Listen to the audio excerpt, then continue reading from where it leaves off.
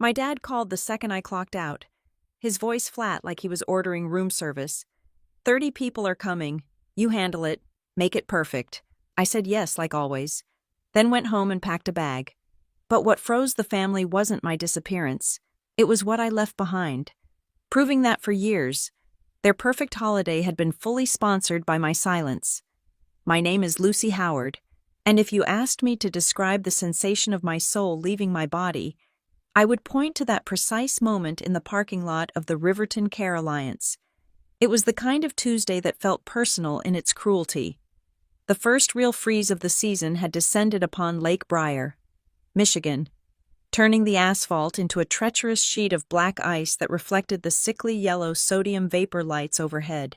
The wind coming off the lake was not just cold, it was aggressive, slapping against my cheeks with a wet, stinging heaviness that made my eyes water. I had just finished a 10-hour shift in hospital administration, dealing with insurance claim rejections and the quiet, desperate anger of families who could not understand why their coverage had been denied. My brain felt like it had been run through a paper shredder. All I wanted was to get into my Honda Civic, blast the heater until my fingers thawed, and drive to my apartment where silence was the only guest I had invited for dinner. Then my phone vibrated against my thigh. I did not need to look at the screen to know who it was, but I pulled it out of my coat pocket anyway. The screen illuminated the dark, swirling snow. Dad. There were no emojis next to the name, no smiley faces, no hearts, no pictures of us fishing or grilling, just those 3 capital letters, stark and demanding. In that split second, the 34-year-old woman standing in the slush vanished. I was 7 years old again, freezing in the hallway because I had dropped a plate, waiting for the lecture that would explain exactly how I had failed to be careful. My stomach tightened into a knot so hard it felt like a physical blow.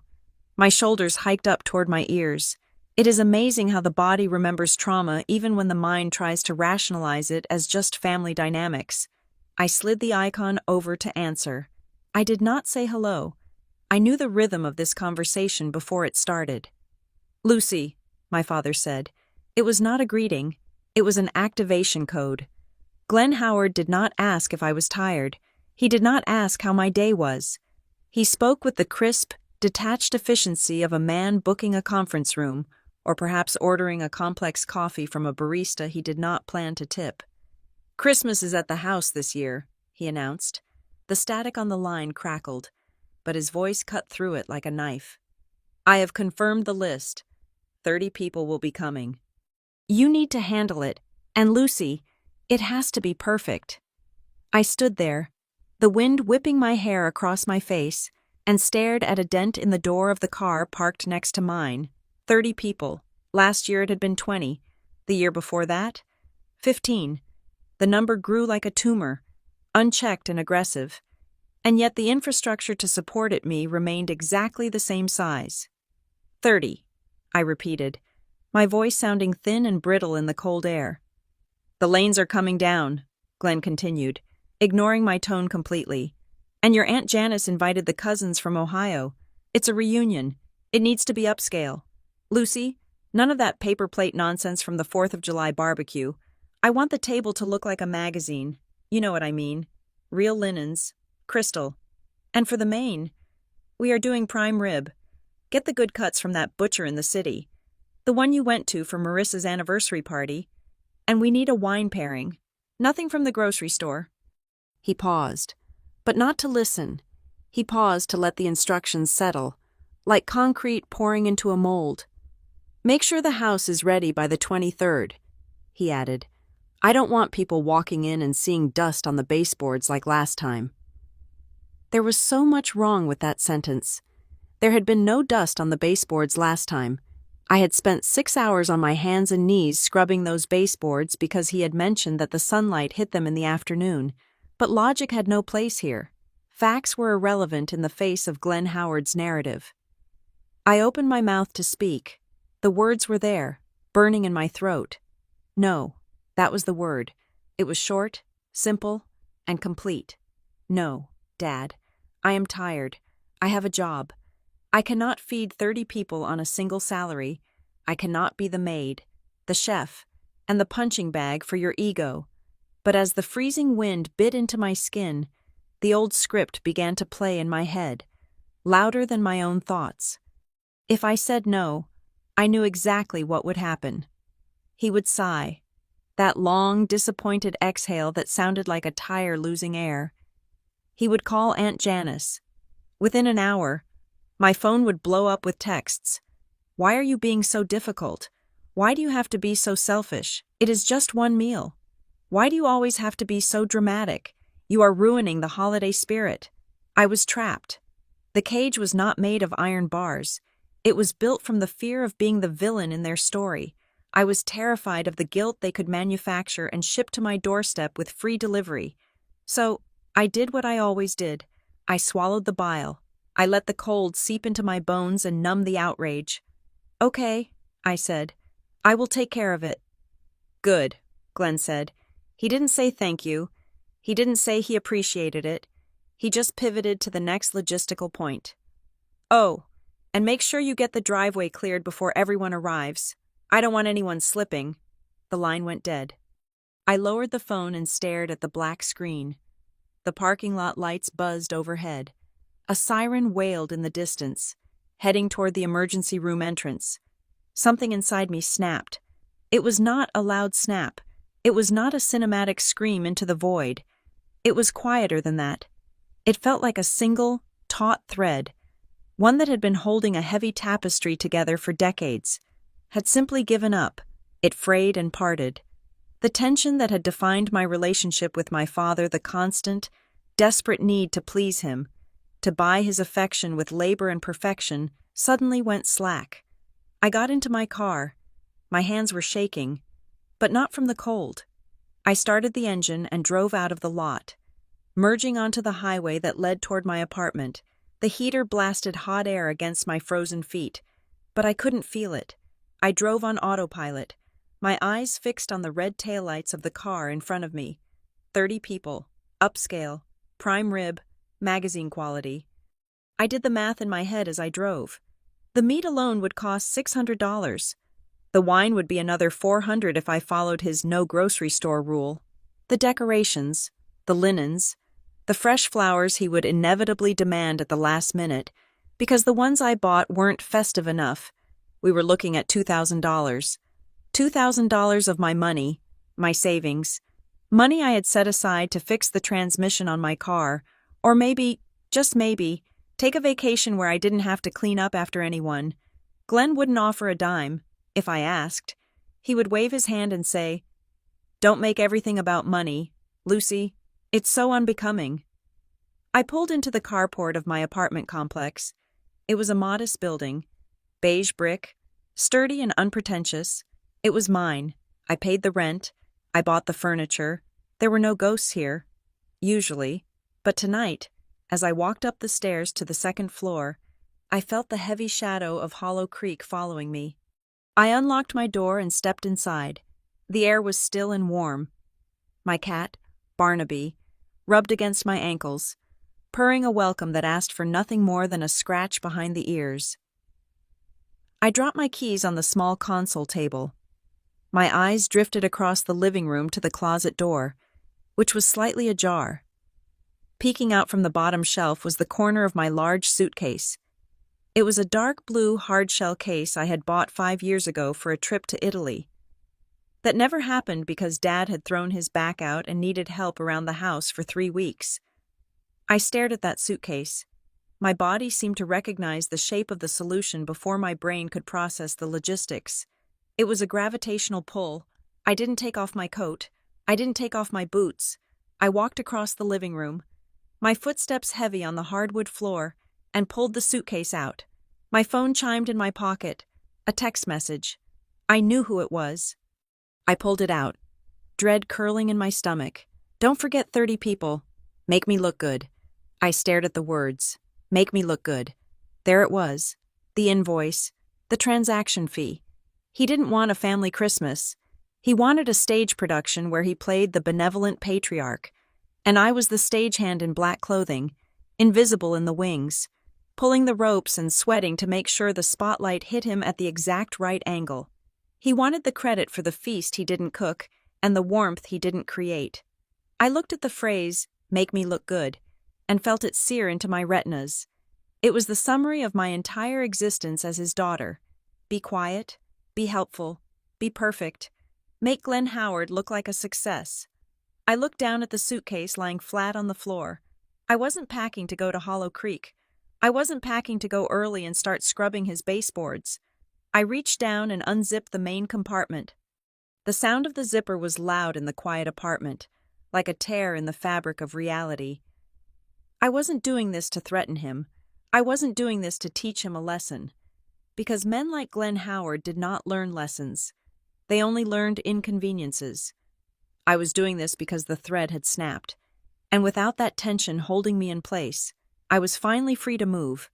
I walked to my bedroom and grabbed a stack of sweaters. I wasn't running away. I was simply choosing, for the first time in 34 years, to live in a reality where I mattered. I placed the first sweater into the case. It was red, a cheerful, bright red. It looked terrible against the dark blue lining. But it didn't matter. It was mine. I was done making him look good. It was time to see what I looked like when I wasn't standing in his shadow. As I folded a pair of heavy denim jeans and placed them into the suitcase, my hand brushed against the lining of the pocket. I felt a receipt crumbling inside. I didn't need to pull it out to know what it was. It was likely from the grocery run I had done for myself 3 days ago. Eggs, spinach, a bottle of cheap Pinot Grigio, but the sensation of the crinkling paper sent my mind spiraling back, rewinding the tape to see exactly how I had ended up standing in my bedroom, plotting a silent rebellion against my own father. It hadn't started as a hostage situation. That was the tragedy of it. It had started with love. I sat down on the edge of the bed, the half-packed suitcase open like a hungry mouth beside me. I allowed myself to remember the first year. It was 6 years ago. Mom had passed away in October. The grief was still so thick in the air at Hollow Creek that you could taste it, metallic and heavy. That Christmas, nobody knew what to do. Dad was a ghost haunting his own living room, staring at the television without turning it on. The house felt cold.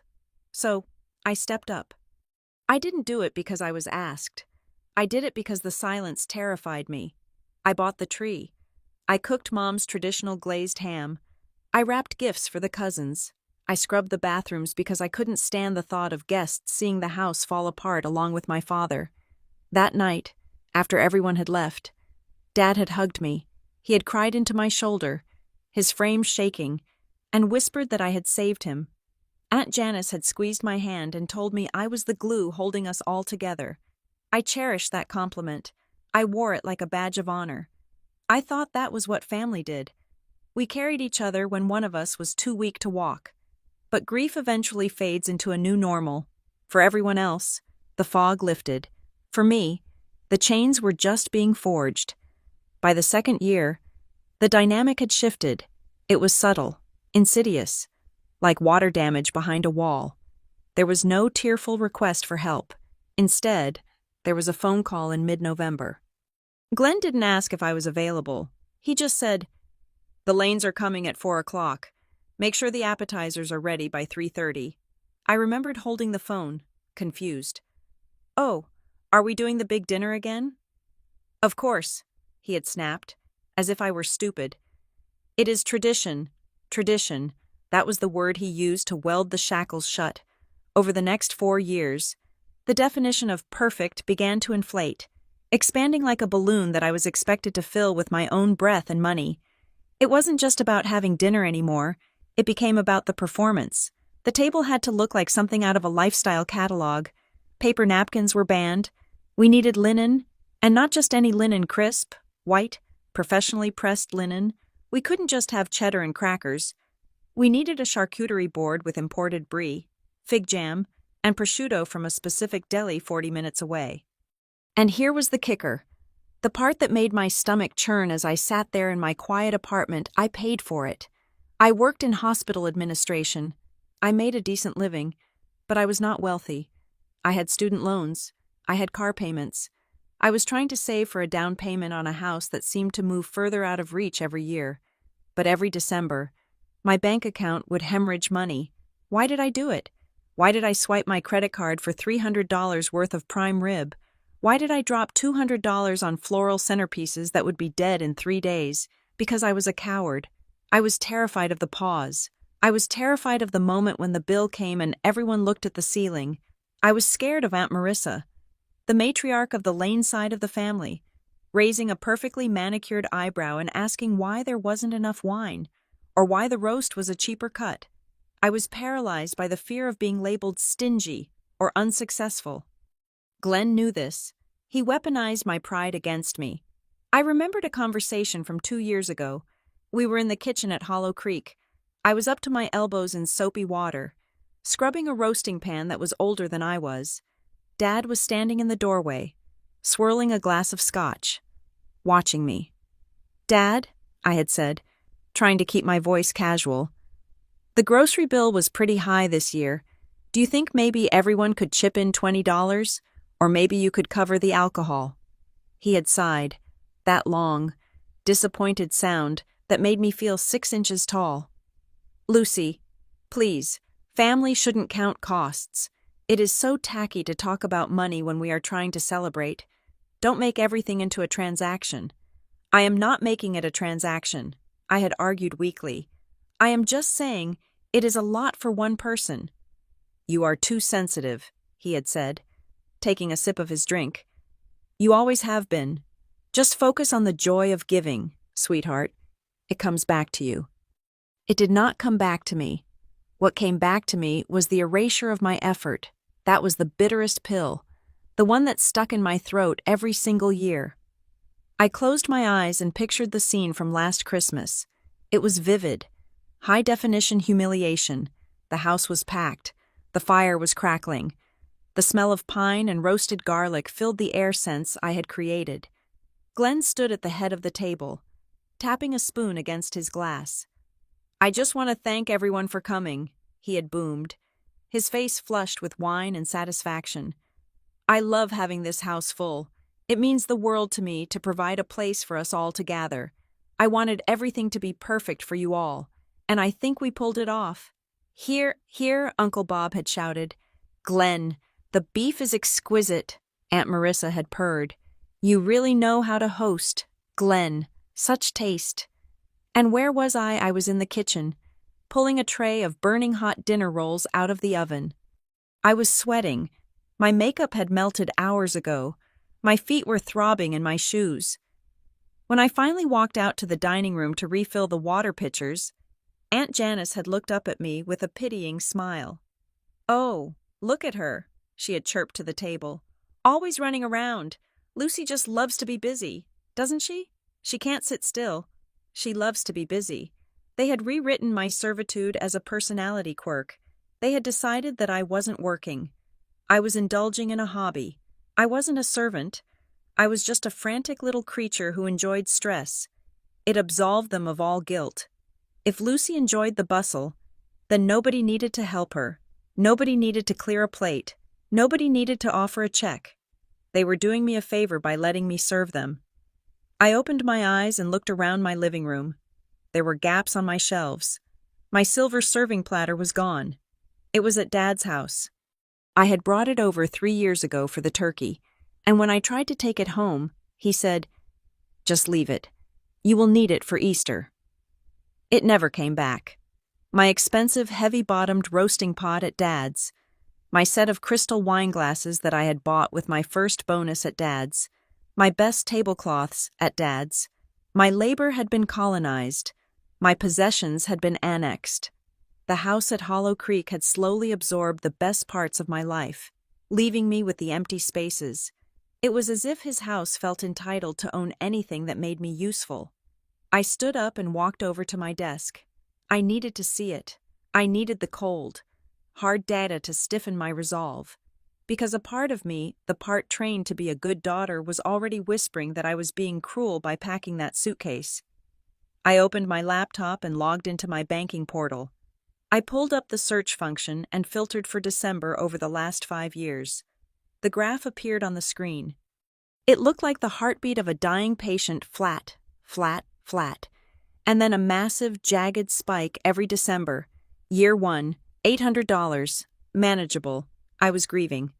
Year 2. $1,200. The upgrades began. Year 3. $1,800. The year of the prime rib. Year 4. $2,100. The year the heater broke at Dad's, and I paid for the emergency repair so the guests wouldn't be cold. Year 5, $2,500. The upscale year. I stared at the total at the bottom of the column. Over $8,000 in 5 years. That was my emergency fund. That was a trip to Europe. That was the new transmission my car desperately needed. And what did I have to show for it? A text message from my father demanding perfection. A generic thank you card from Aunt Janice signed with a stamped signature. And the reputation of being the girl who likes to be busy. I felt the anger rising again, but this time it wasn't hot and explosive. It was cold. It was calculating. It was the kind of anger that clarifies vision. I reached for my phone. I needed a witness. I needed someone to look at the reality with me so I didn't gaslight myself into thinking I was the crazy one. I scrolled to Tessa's name, Tessa Monroe, my best friend since sophomore year of college. She was the only person who knew the truth, though even she didn't know the full financial extent of it. I hit dial. She picked up on the second ring. Hey, Luce, I thought you'd be drowning in marinara sauce by now. Isn't it prep week? Her voice was light, teasing. She expected the usual complaints. She expected me to vent for 10 minutes about the menu and then go do it anyway. Dad called, I said. My voice was steady, surprisingly calm. He did it again. There was a silence on the other end. Tessa knew what it meant. She knew the tone. She knew the demands. 30 people, I continued, staring at the open suitcase. He wants it upscale. He wants it perfect. And he hasn't offered to pay for a single carrot. Tessa didn't gasp. She didn't scream. She stayed quiet for a long moment, letting the weight of my words hang in the air between us. Okay, Tessa said finally. Her voice dropped an octave, losing all its teasing lightness. So here is the question, Lucy, and I need you to answer it honestly. What? Are you going to play the role this time, she asked. Are you going to put on the apron, drain your savings account, and let them treat you like the hired help while Glenn takes the bow? Is that who you are this year? The question hung there. It wasn't an accusation. It was a challenge. It was a mirror held up to my face. I looked at the red sweater in my suitcase. I looked at the bank statement on my screen. I looked at the empty spot on the shelf where my silver platter used to be. No, I whispered. Then, louder. No. Good, Tessa said. Then what are you going to do? I am going to resign, I said. Effective immediately. Resign. Tessa repeated the word, tasting it. Resigning implies you have a contract. Lucy, it implies you have benefits, a salary, and a human resources department to file a complaint with when the boss creates a hostile work environment. You don't have any of that. You aren't an employee. You are volunteer tribute. I held the phone tighter, pacing the small length of my kitchen. That is harsh. Is it? Tessa countered. Her voice was surgical, cutting away the emotional fat to expose the bone. Let's look at the org chart. Marissa is the CEO who critiques the strategy. Glenn is the project manager who takes credit for the deliverables. Janice is the PR department, spinning the exploitation as family bonding. And you are the unpaid intern they send out for coffee. Except the coffee costs $5,000 and takes a week to brew. She paused, letting the silence stretch just enough to be uncomfortable. You are not the daughter they are asking for help. Lucy, you are the staff they forgot to put on the payroll. Actually, it is worse. Staff gets to go home at 5. Staff gets overtime. You just get the privilege of cleaning up the wrapping paper while they drink the brandy you bought. I stopped pacing. I was standing in front of my refrigerator. I pulled the handle and the door swung open, the light flickering on to reveal the sad, quiet truth of my actual life. There was a carton of almond milk, a container of Greek yogurt, half a rotisserie chicken from 3 days ago, and a bag of spinach that was starting to look questionable.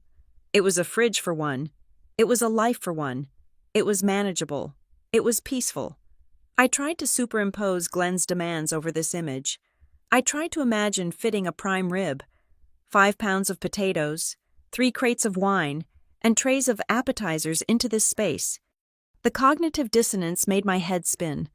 My life was small, self-contained, and solvent. His demands were a tidal wave designed to crash through my front door and drown everything I had built. "You are right," I said to Tessa. My voice sounded different to my own ears, less tremulous, more like the steel that reinforced the hospital walls I worked within.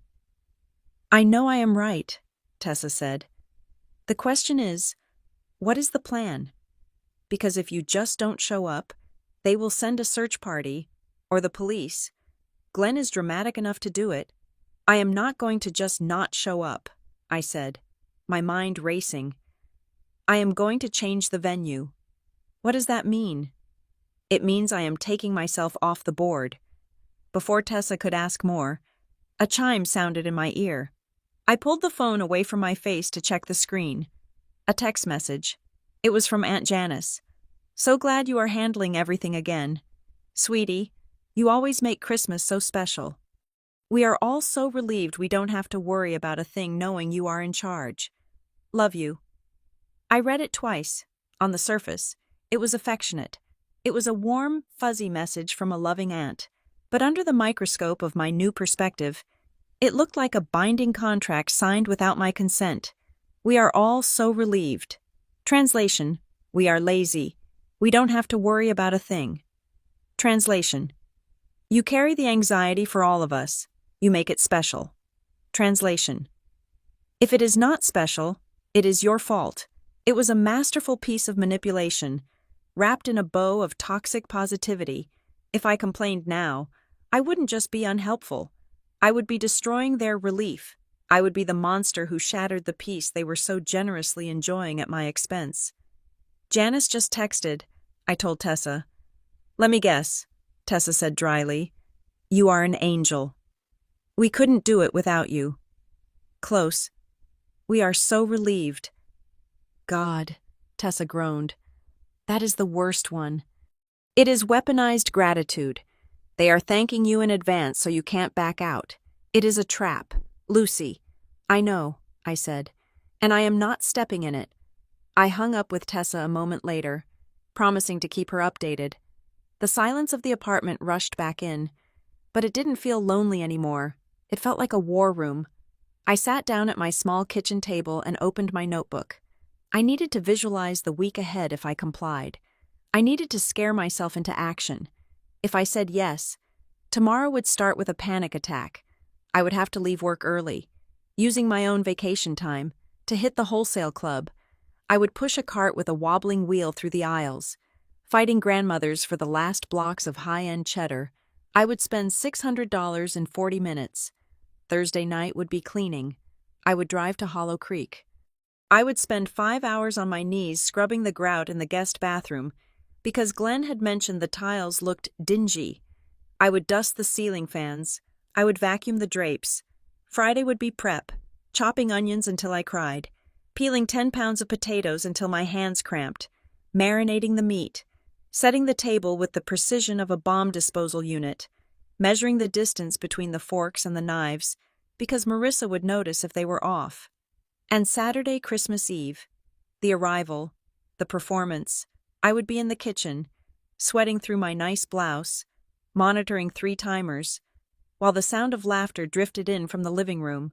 I would come out with the tray of appetizers, the ones I paid for, and they would smile and take them without making eye contact, continuing their conversation about whose child got into a better college, and then the bill would come due. Not the financial bill, I would have already paid that. The emotional bill, the feeling of being hollowed out, the feeling of being a prop in my own family. I looked down at my notebook and wrote a single sentence, pressing the pen so hard into the paper that it tore through to the next page. If a holiday collapses because one person refuses to be the servant, it is not a holiday, it is a trap. That was it. That was the truth I had been running from. A real family celebration is a potluck of effort. It is a shared burden.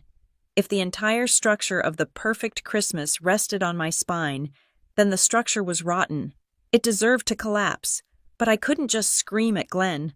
I couldn't call him and list my grievances. I knew how that movie ended. He would interrupt. He would gaslight.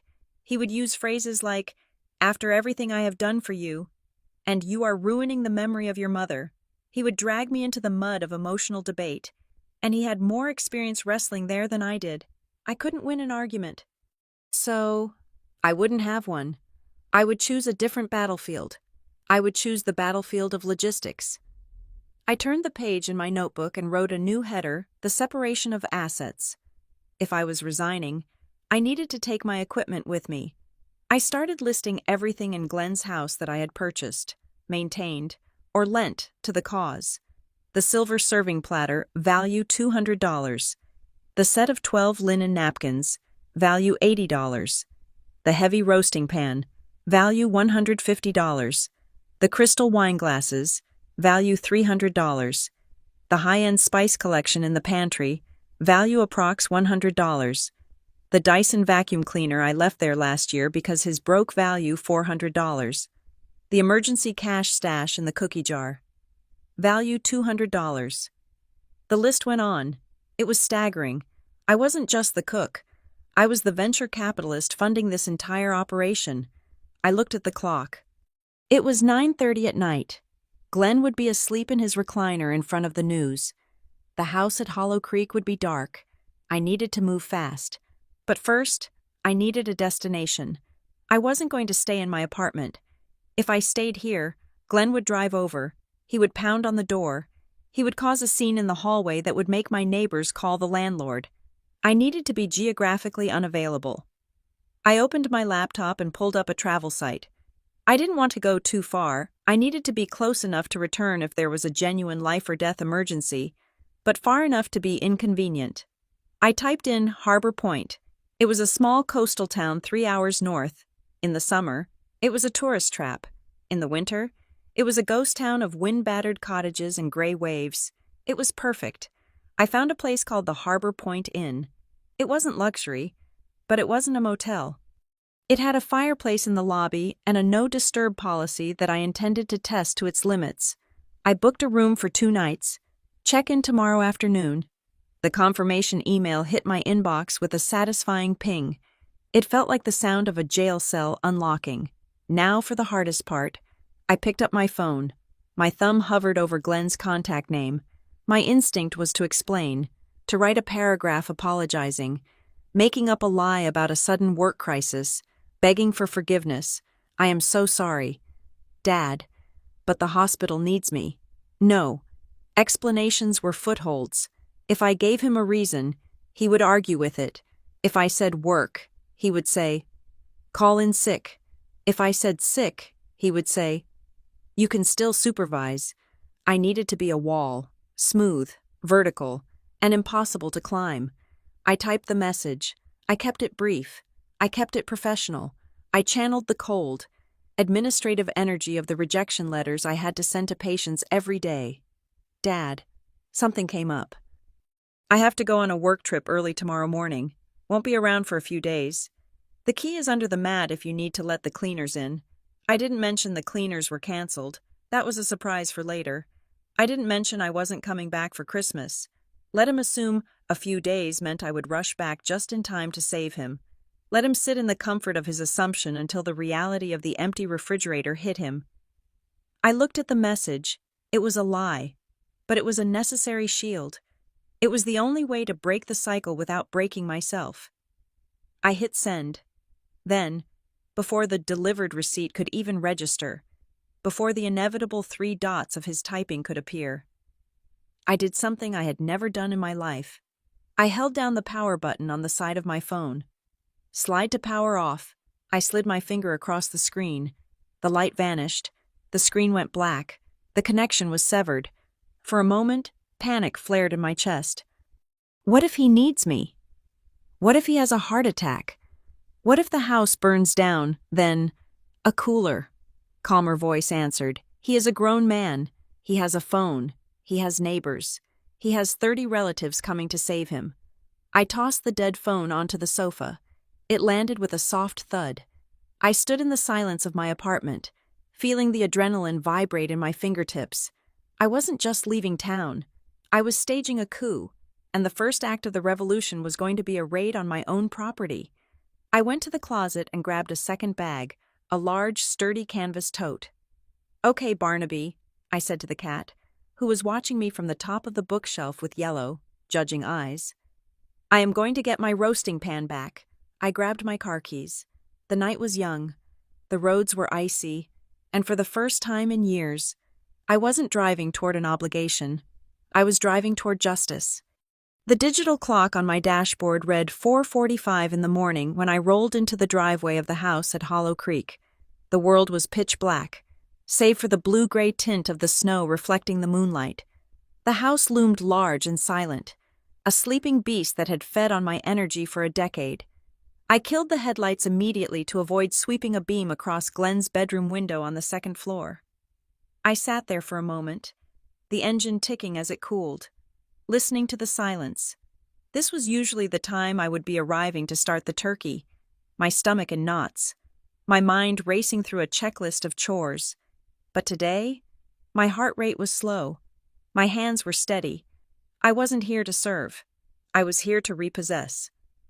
I stepped out of the car, the crunch of frozen gravel under my boots sounding impossibly loud in the stillness. I moved to the side door, the one that led directly into the kitchen. I reached into my pocket and pulled out the brass key. It was a copy I had paid for myself 5 years ago because Glenn kept forgetting to leave the front door unlocked for me. I slid the key into the lock. It turned with a smooth, heavy click. I pushed the door open and stepped into the warmth of the kitchen. It smelled of stale coffee and that specific, woody scent of old furniture polish. From upstairs, I could hear the faint, rhythmic rumble of my father's snoring. He was deep asleep, likely dreaming of the prime rib I was supposed to be seasoning right now. I didn't turn on the main lights. I didn't want to wake him. Instead, I clicked on the small under-cabinet LEDs that cast a soft, surgical glow over the granite countertops. I set my canvas tote bag on the island and took a deep breath. This was a heist, but it wasn't a crime. You cannot steal what you already own. I was simply conducting an asset separation. I started with the pantry. I opened the tall double doors and stared at the shelves. To an outsider, it looked like a well-stocked larder ready for a feast. To me, it looked like a ledger of debts. I reached for the top shelf. There, sitting like trophies, were the items I had purchased over the last 3 months, slowly stockpiling for the upscale menu Glenn demanded. I took down the jar of saffron threads, $40, into the bag. I took the bottle of aged balsamic vinegar from Modena, $60, into the bag. I took the 3 bags of macadamia nuts, the box of Belgian baking chocolate, the truffle oil, and the imported artichoke hearts. I worked with the precision of a librarian. I didn't knock things over. I didn't leave gaping holes. When I removed the 4 boxes of artisan crackers I had bought for the cheese board, I slid Glenn's half-eaten box of saltines to the front to fill the gap. When I took my bag of fair trade espresso beans, I moved his canister of generic instant coffee into the prime position. I wasn't ransacking the house. I was simply resetting it to its factory settings. I was removing the Lucy Premium package and leaving the basic Glen Standard model. Next, the liquor cabinet. This was where the real money sat. I opened the glass doors and saw the rows of bottles. Glenn liked to brag about his collection, but he never bought it. I pulled out the 2 bottles of single malt scotch I had bought for Uncle Bob, into the bag. I took the 6 bottles of Cabernet Sauvignon that I had selected for the main course. They clinked softly as I nested them between the bags of nuts. I left the bottle of cheap vodka that Glenn used for mixers. I left the half-empty rum. I left the box wine. That was what he had contributed. That was what he could serve. I moved to the refrigerator. This was the most critical part. The fridge was humming quietly. I pulled the door open. The light inside seemed blindingly bright. I bypassed the condiments and went straight for the proteins. I grabbed the 3 packs of high-end bacon I had bought for the Christmas morning breakfast. I took the wheels of brie and camembert. I took the prosciutto and the salami. I I took the bag of jumbo shrimp from the freezer. I looked at the shelves when I was done. It wasn't empty. There was a carton of milk, a jar of pickles, a block of generic cheddar cheese, half a loaf of bread, and some leftover takeout containers. It was a refrigerator for one man. It was perfectly adequate for survival. It just wasn't adequate for a party of 30 people expecting a magazine cover feast. I closed the fridge door. I walked into the dining room. The table was already partially set, not by Glenn, of course, but by me. During my visit last weekend, the tablecloth was my grandmother's damask linen, which I had restored and kept at my apartment until last week. The candlesticks were mine. The heavy silver charger plates were mine. I stripped the table. I folded the tablecloth, the fabric cool and smooth against my hands. I gathered the candlesticks. I took the silver chargers. I walked them to the back of the house, to the small storage room off the laundry area where we kept the extra chairs. I placed everything inside the linens, the silver, the expensive wreaths I had hung on the back doors, the heavy serving platters I had retrieved from the buffet. I didn't take these things with me. They were too bulky to carry to the car in one trip, and I didn't want to risk the noise of multiple trips. Instead, I closed the door to the storage room. I reached into my pocket and pulled out a heavy-duty padlock. I had bought it yesterday at the hardware store. The storage room door had a simple latch that accommodated a lock. I slid the shackle through the metal loops and clicked it shut. Click. The sound was final. The assets were frozen. The decorations were on the premises, technically, but they were now under my jurisdiction. If he wanted them, he would have to break the door down, and Glenn Howard was not a man who knew how to use a crowbar. I went back to the kitchen. My bag was heavy. Filled with the culinary soul of the party, I zipped it shut. I checked my watch. 5:15. He was still sleeping. Now for the administrative work. I pulled out my phone, not the one I had turned off, but an old backup phone I kept in the car for emergencies. It was connected to the Wi-Fi. I found the number for Sparkle Clean, the service that came every Thursday. I had been paying them for 2 years. Glenn thought the house just magically stayed dust-free because he was neat. I dialed the number. It went to their automated after-hours service, but I knew the owner. Sarah, check the voicemail at 6 every morning. Hi, this is Lucy Howard, I whispered into the phone. I am calling regarding the service for Glenn Howard's residence at 12 Oak Lane. I am canceling the service effectively immediately. Please do not send the crew this Thursday. Also, please note that any future bookings must be made and paid for directly by Mr. Glenn Howard. My card is no longer authorized for this account. I paused, imagining Sarah's face when she heard this. She had once told me, "Your dad is so charming. He always says the house looks great thanks to his management." Actually, I added, a small, cold smile touching my lips. If he calls and asks why you didn't show up, please tell him the billing information was removed by the account holder. Thank you. Twist number 1. The stage would be dirty. Now for twist number 2. I opened the banking app on the backup phone. I navigated to the credit card section.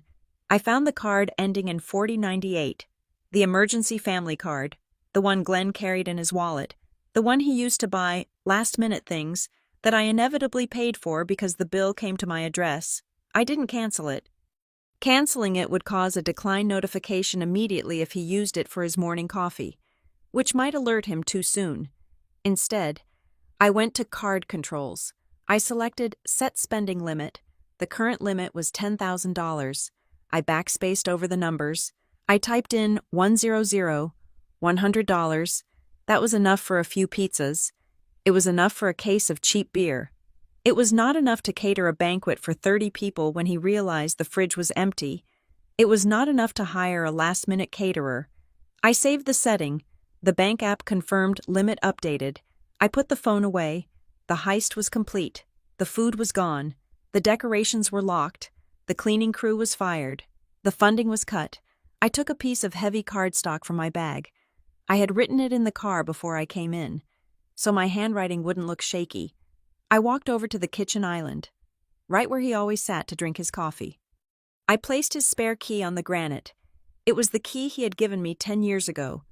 the symbol of my access and my obligation. I placed the note on top of the key.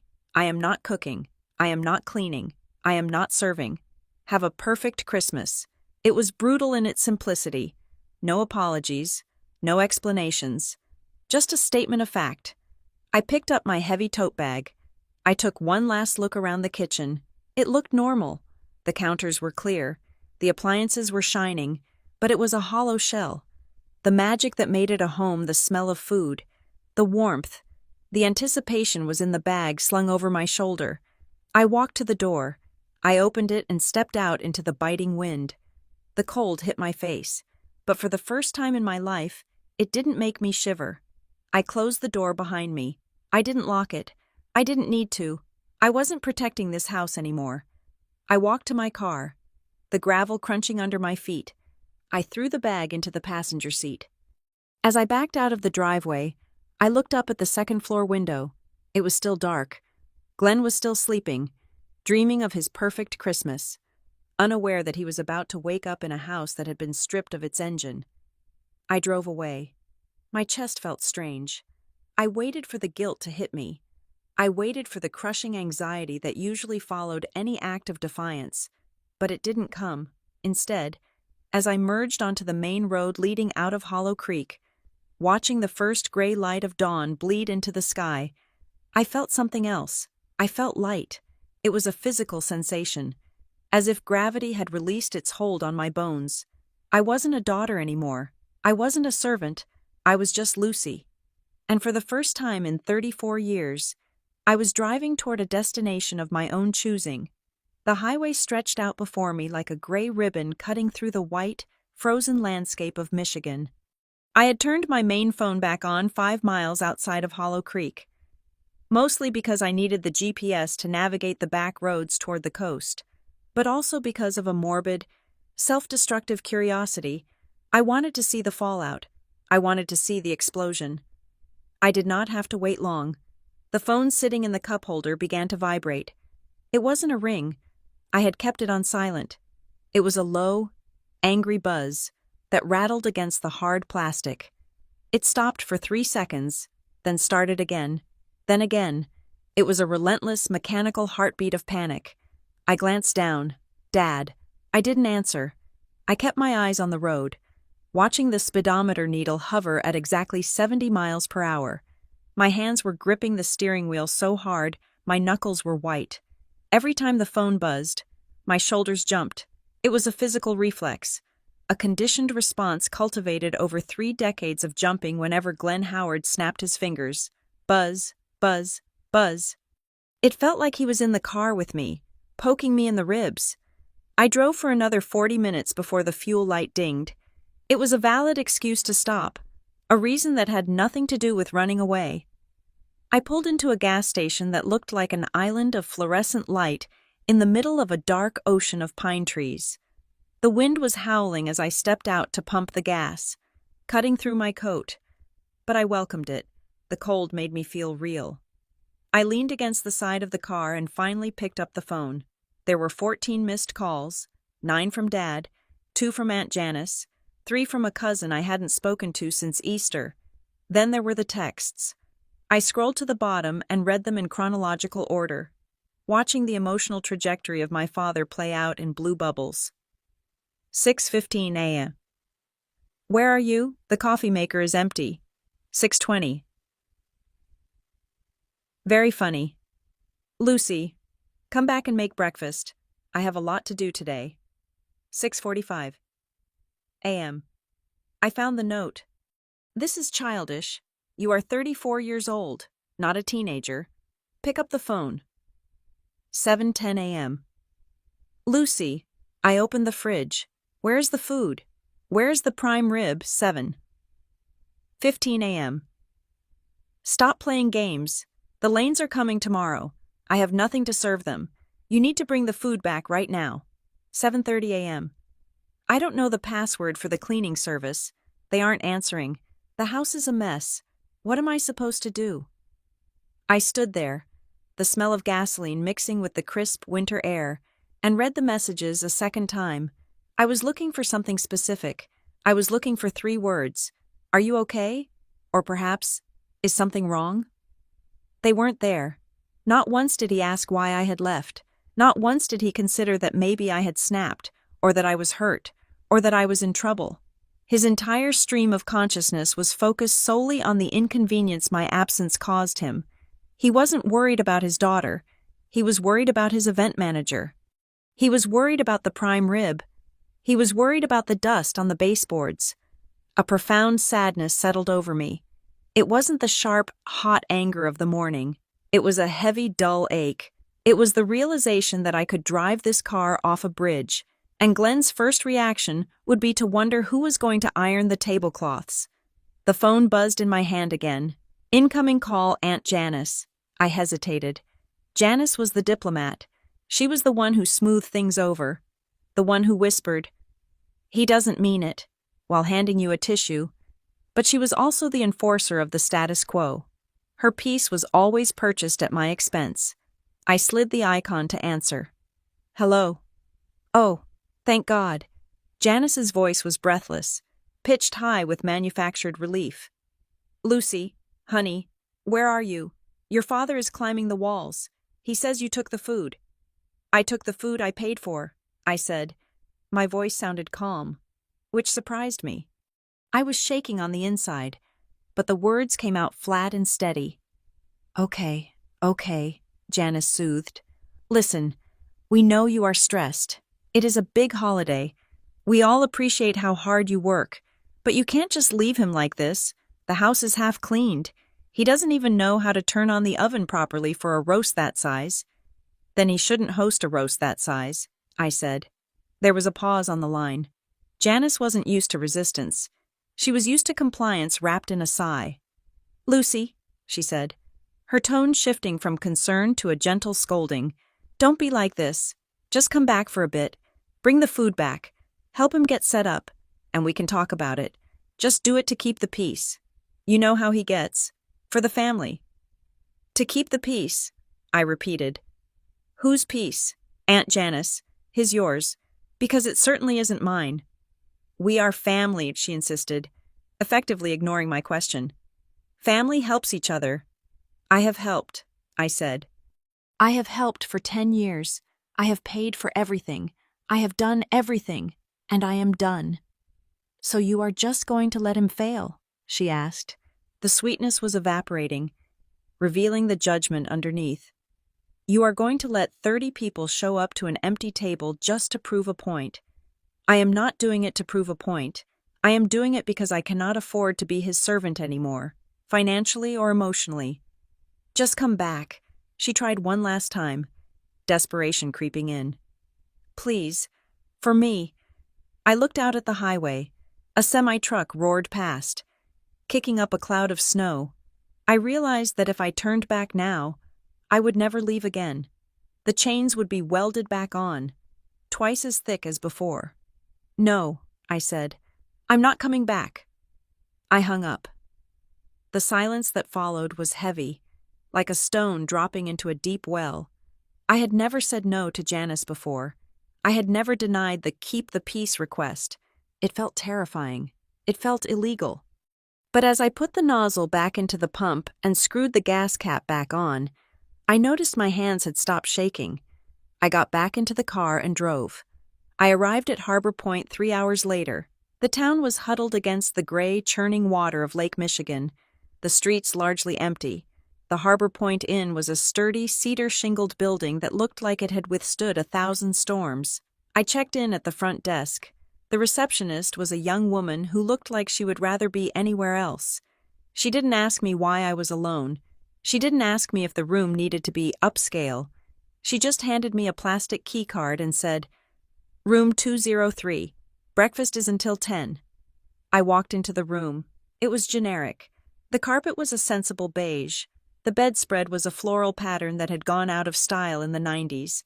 The furniture was scratched pine. It was the most beautiful room I had ever seen. There was no dust I needed to clean. There was no menu I needed to prep. There was no expectation hovering in the corners. I dropped my bag on the floor and sat on the edge of the bed. The silence was absolute. In my father's house, Silence was a vacuum that needed to be filled with activity.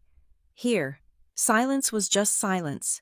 I lay back on the bed, staring at the textured ceiling. I felt like an astronaut who had just detached from the mothership, drifting in space. It was lonely. Yes. But the oxygen was mine. My phone pinged. A text message. I braced myself for another assault from Glenn. But it wasn't him. It was a number I didn't save often. But I recognized it. It was my cousin. Mike. He was the quiet one. The one who usually sat in the corner watching football while the chaos swirled around him. Mike. Hey, Lucy. Just a heads up. My flight got canceled, so we are driving in. We will be at Uncle Glenn's by tonight instead of tomorrow morning. Mom says you aren't there. My stomach dropped. Tonight. They were arriving tonight. The panic flared up again. Hot and immediate. The rescue reflex kicked in hard. I sat up, my heart hammering. They will get there and find nothing. No food, no heat turned up, no beds made. It will be a disaster. My brain started plotting the logistics automatically. If I leave now, I can be back by 7. I can stop at the store on the way. I can throw some lasagnas in the oven. I can salvage it. I stood up and grabbed my car keys. I was halfway to the door before I froze. I looked at my hand, gripping the keys. This was the addiction. This was the sickness. The belief that it was my job to prevent other adults from experiencing the consequences of their own lack of planning. Mike was 30 years old. Glenn was 65. Why was I the only one responsible for their comfort? I forced my fingers to open. The keys fell onto the dresser with a clatter. No, I said aloud to the empty room. Let them arrive. Let them see it. But the anxiety was a physical energy that needed to go somewhere. I couldn't sit in the room. I needed to move. I put on my coat and scarf and walked out of the hotel. I crossed the street and headed toward the pier. The wind off the lake was brutal here, a solid wall of ice that pushed against me, making it hard to breathe. I walked into the wind. I wanted to feel the resistance. I needed to be reminded that walking away was hard work. I walked until my face was numb and my legs burned. I imagined the scene happening at Hollow Creek right now. Glenn pacing, the empty pantry, the realization slowly sinking in that the magic elf wasn't coming out of the woodwork to fix it. It is a trap, I reminded myself, reciting the line from my notebook. If it collapses, it was never a celebration. It was a hostage situation. I turned around at the end of the pier and looked back at the town. The lights of the inn were warm and inviting. I was safe. I was out. I walked back to the hotel, my body tired, but my mind clearing. I was beginning to accept that I had actually done it. I had pressed the button. I stepped into the lobby, stomping the snow off my boots. I reached into my pocket to check the time. The phone was ringing again. I sighed, expecting Glenn. I pulled it out. It wasn't Glenn. It wasn't Janice. It wasn't Mike. The screen displayed a number I didn't recognize. No name. Just a local area code from back home. I stared at it. Usually, I wouldn't answer unknown numbers, but something about the timing felt deliberate. The family was imploding. The shockwaves were spreading. I hesitated, my thumb hovering over the green button. Was this another flying monkey sent by Janice? A neighbor Glenn had roped into shaming me. Or was it something else? I took a breath, stepped into a quiet corner of the lobby away from the receptionist, and answered, "Hello." The voice on the other end was sharp, authoritative, and utterly unexpected. "Lucy Howard?" the woman asked. "Yes." "This is Marissa Lane." My blood ran cold. Marissa, the matriarch of the extended family, the woman Glenn was terrified of impressing, the woman who inspected silverware for water spots. She was the one person Glenn wanted this entire charade to be perfect for. "I am currently standing in your father's kitchen," Marissa said. Her voice was unreadable, stripped of the usual pleasantries. "And I have a question." The lobby of the Harbor Point Inn was quiet, save for the crackling of the fireplace and the low hum of the vending machine in the corner. But inside my phone, a riot was breaking out. I had not hung up on Marissa Lane yet. I was holding the phone to my ear. My breath caught in my throat. But before I could answer her, a barrage of notifications flooded the screen. lighting up the dim corner where I stood. It was as if the dam holding back the reality of the situation at Hollow Creek had finally burst, and the digital debris was hitting me all at once. To understand what was happening, you have to understand the geography of my family. We are not people who communicate directly. We operate in side channels, in whispers, and in group chats that exclude the person we are talking about. And right now, I was the subject, the object, and the missing piece of the puzzle. Through the texts popping up from my cousins, the social media notifications, and the sheer intuition built over 34 years of managing these people, I could see the scene at my father's house with terrifying clarity. It was playing out in my mind like a multi-screen security feed. Scene 1. The arrival. A text from my cousin Mike flashed. Just pulled in. Where do we park? Driveway is full of Uncle Glenn's truck and the boat he said he sold. I closed my eyes and I could see it. The gravel crunching under the tires of 3 different SUVs, the heavy thud of car doors closing in the biting Michigan wind, the chaos of 30 people, aunts, uncles, cousins, and a few toddlers spilling out onto the driveway. They would be shivering, clutching casseroles and garment bags, expecting the warm, golden glow of the Christmas house.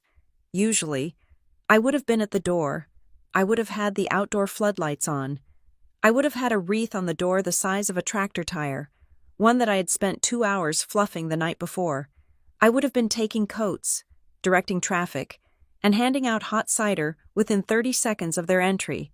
Instead, the house was dark. Another text. This one from my younger cousin. Bella, is the doorbell broken? We have been standing here for 5 minutes. Inside the house, I knew exactly what was happening. Glenn was panicking. He had likely been upstairs trying to fix his tie. Assuming that the elves me would handle the arrival, he would have heard the cars and waited for the familiar sounds of me greeting them. When the silence stretched on, when the doorbell rang a second time, the reality that he was the only adult on the premises would have hit him like a bucket of ice water. Scene 2. The entry. I could imagine the door finally opening, Glenn standing there, breathless, his face flushed not from the heat of the oven, but from the heat of anxiety. He would be wearing his red cashmere sweater, the one I dry cleaned for him last week, and he would be smiling that tight, politician smile he used when he forgot someone's name. Welcome, welcome, he would boom, too loud, overcompensating for the dark hallway. The family would shuffle in, stomping snow off their boots, and then, the pause. The sensory details of the house were wrong. There was no smell of rosemary and garlic roasting. There was no scent of cinnamon candles. The air would smell like stale coffee, and the lemon furniture polish I used on the table 2 weeks ago. It was the smell of a bachelor pad, not a banquet hall. Where is the tree? I imagined Aunt Janice asking, her voice pitching up. There was no tree. I usually bought it, set it up, and decorated it 3 days before the party. This year, the corner of the living room was just an empty corner with a lonely electrical outlet. Where is the food?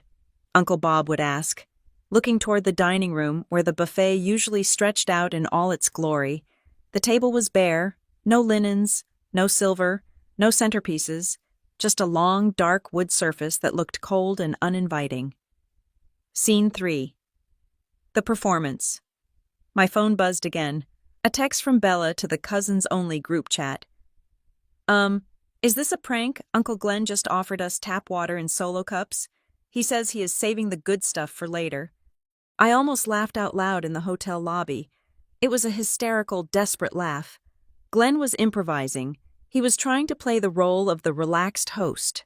He was probably waving his hands around, saying things like, "We are keeping it casual until everyone settles in," or, "Let's just enjoy the company first," right? He was moving things around on the counter, straightening stacks of magazines, fluffing pillows that didn't need fluffing. It was the behavior of a man who looked busy to avoid being asked why he wasn't effective.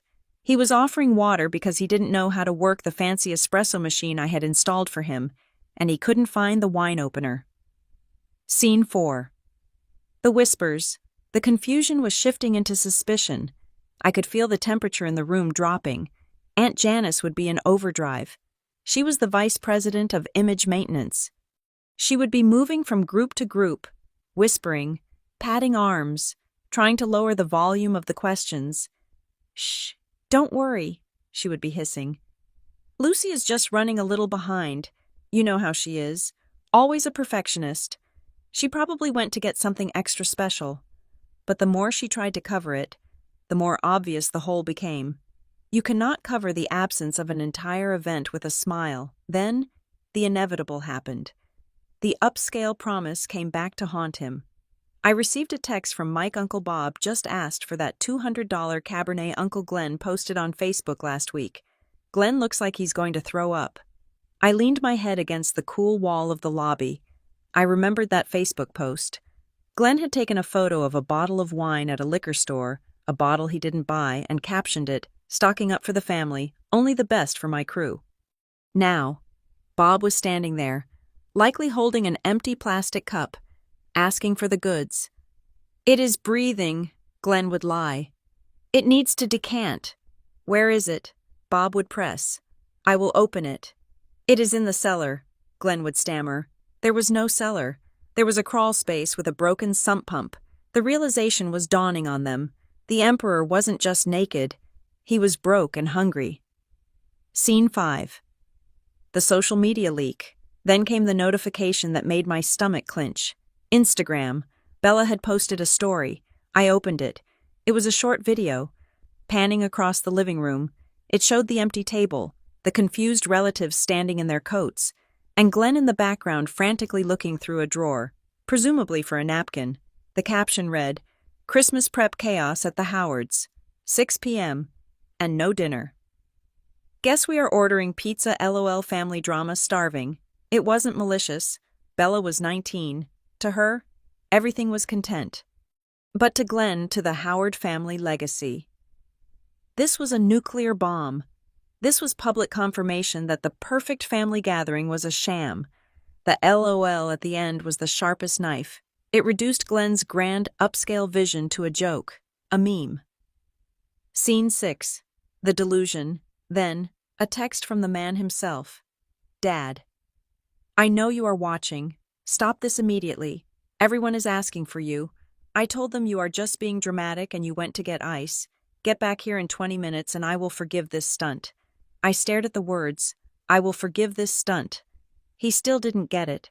He was standing in the wreckage of his own expectations, surrounded by 30 hungry people, and he still believed he was the one with the power to offer forgiveness.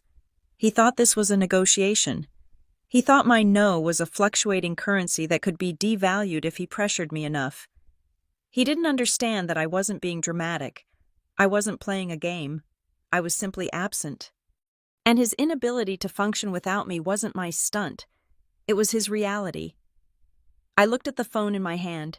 The chaos was swirling, but I was standing still. I was 3 hours away. I was in a room with a locked door. I had a book in my bag and a bottle of water I had bought with my own money. I was safe, but the voice on the other end of the line was still waiting. I brought the phone back to my ear. The chaos of the texts faded into the background as the sharp, clear voice of Marissa Lane cut through the noise. "Lucy," she said. "Are you still there, Marissa Lane, my cousin's mother-in-law, a woman who ran a corporate HR department with an iron fist. She was the one relative who terrified Glenn because she could smell incompetence from a mile away. She was the one who had critiqued the roast beef last year. She was the audience Glenn was performing for." "I am here, Marissa," I said. "Good," she said. There was no panic in her voice. No, "Please come back." It was the cool, collected tone of a woman who was looking at a crime scene and trying to identify the perpetrator. "I am currently looking at your father," Marissa said. "He is telling everyone that you stormed out because you were overwhelmed and that you left him in the lurch. He is painting a very vivid picture of a hysterical daughter abandoning her loving family." I closed my eyes. Of course he was. That was the script. "I see," I said. "I don't think that is true." Marissa continued. "I am looking at this kitchen. It is not messy. It is empty. There is a difference. A hysterical person leaves a mess. A calculated person leaves a blank slate. She paused. Lucy, where are you? I am at a hotel, I said. In Harbor Point. You are not coming back tonight. No. And the food, the prime rib, the wine. I have it, I said. Or, well, I have the parts I paid for. I see, Marissa said again. Her voice dropped lower, becoming more intimate, more urgent. Then I need to ask you something, right now, and I need the truth. Lucy, no covering for him, no family loyalty nonsense. I need the numbers. What do you mean? I mean, Marissa said, her voice hard as flint. Everyone in this room thinks Glenn is the benefactor of this feast. Everyone thinks he is the generous patriarch who showers us with luxury. But looking at this empty refrigerator, and looking at the panic in his eyes when I asked him where the napkins were, I am starting to suspect we have been thanking the wrong person for a decade. She took a breath. So tell me, Lucy, who pays for Christmas? And don't you dare lie to me. The question hung in the air between us, vibrating with the potential to destroy everything. It was the question I had been waiting for someone to ask for 10 years. I stood in the hotel lobby, the fire crackling nearby. I thought about the bank statements in my laptop. I thought about the texts from Glenn demanding I return to save his image. I thought about Bella's Instagram story. I took a deep breath. Do you want the short answer or the long answer? I asked. I want the accounting, Marissa said. I am putting you on speakerphone. I am in the pantry. It is just me right now, but I want to know before I go out there and listen to another word of his fiction. Okay, I said. I will tell you. The question Marissa Lane asked me was not the one I had braced myself for. I had expected an interrogation about my whereabouts. I had expected a lecture on duty, or perhaps a sharp demand to return the assets I had removed from the premises. I was ready to defend my location. I was ready to defend my anger. But Marissa did not ask where I was. She did not ask why I was being difficult. Lucy, she said, her voice cutting through the static of the poor reception in the pantry. Are you safe? I stood frozen in the corner of the Harbor Point Inn lobby. The fire in the stone hearth crackled behind me, a sound of comfort that felt alien in this moment. My hand tightened around the phone, my throat constricted, a sudden, violent reaction to 3 simple words. Are you safe? In 10 years of running the holiday marathon for the Howard family, not one person had ever asked me that. They asked if the turkey was dry. They asked if we had enough ice. They asked if I could drive their kids to the mall. But nobody had ever paused, looked at the dark circles under my eyes or the tremor in my hands, and asked if I was fundamentally okay. I am safe, I managed to whisper. My voice cracked, betraying the steel facade I was trying to maintain. I am at a hotel. I am okay. Good, Marissa said. Her tone remained clinical, detached, like a surgeon assessing a patient's vitals before an operation. That is the priority. Now that we have established that, I need you to listen to me very carefully. I could hear the muffled sounds of chaos in the background on her end, the murmur of 30 disappointed voices, the clinking of plastic cups, the high-pitched whine of my cousin's toddler, but Marissa sounded like she was in a soundproof booth. Your father is currently holding court in the living room, she said. He is spinning a narrative, Lucy, and it is a very specific one. He is telling everyone that you are having a mental health crisis. He is saying that you are overwhelmed by the pressure of the holidays and that you snapped because he asked you for a little help. He is painting himself as the concerned, baffled father who just wanted a nice family dinner, and you as the unstable daughter who ruined it over a misunderstanding. I felt the heat rise up my neck. It was a familiar heat, the burning sensation of injustice. Glenn was doing what he always did. He was rewriting reality to make himself the victim of his own incompetence. He is lying, I said. The words came out sharp, slicing through my own hesitation. I suspected as much, Marissa replied calmly. Glenn is a man who cares very deeply about appearances, and right now, he looks like a fool A fool will say anything to stop looking like a fool. But I need the specifics. Lucy, if I am going to stop this train, I need to know exactly what the track looks like. She paused, and I could hear the rustle of a bag. She was likely inspecting the few items left in the pantry. He says he asked you to help, Marissa said. He says he just wanted you to coordinate things. He didn't ask, I said. I spoke clearly, projecting my voice into the receiver as if I were giving testimony. He didn't ask me for a favor. Marissa. He gave me an order. He called me yesterday and gave me a head count of 30 people. He told me it had to be upscale. He told me it had to be perfect. He didn't ask if I had the time. He didn't ask if I had the energy. He just assigned the task like I was a line cook he had hired for the weekend. I see, Marissa said. So it was a mandate, not a request. It was a conscription, I corrected. And the execution, she pressed. Glenn implies that he provides the resources and you provide the labor.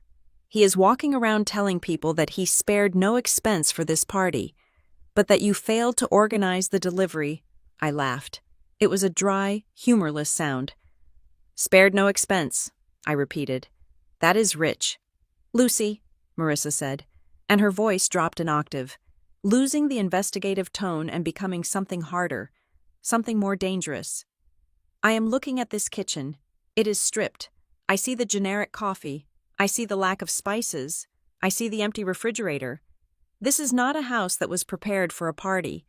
This is a house that was never stocked. She took a breath. So I am going to ask you the question that nobody in this family seems to want to ask. Who pays for it? Lucy. Who usually pays for the prime rib? Who pays for the wine? Who pays for the cleaning crew that Glenn claims missed their slot today? I looked out the window of the lobby. The snow was falling softly on the empty street. I thought about the spreadsheet on my laptop. I thought about the 5 years of bank statements I had reviewed last night. I thought about the thousands of dollars that had vanished from my life to buy Glenn's reputation. I could have lied.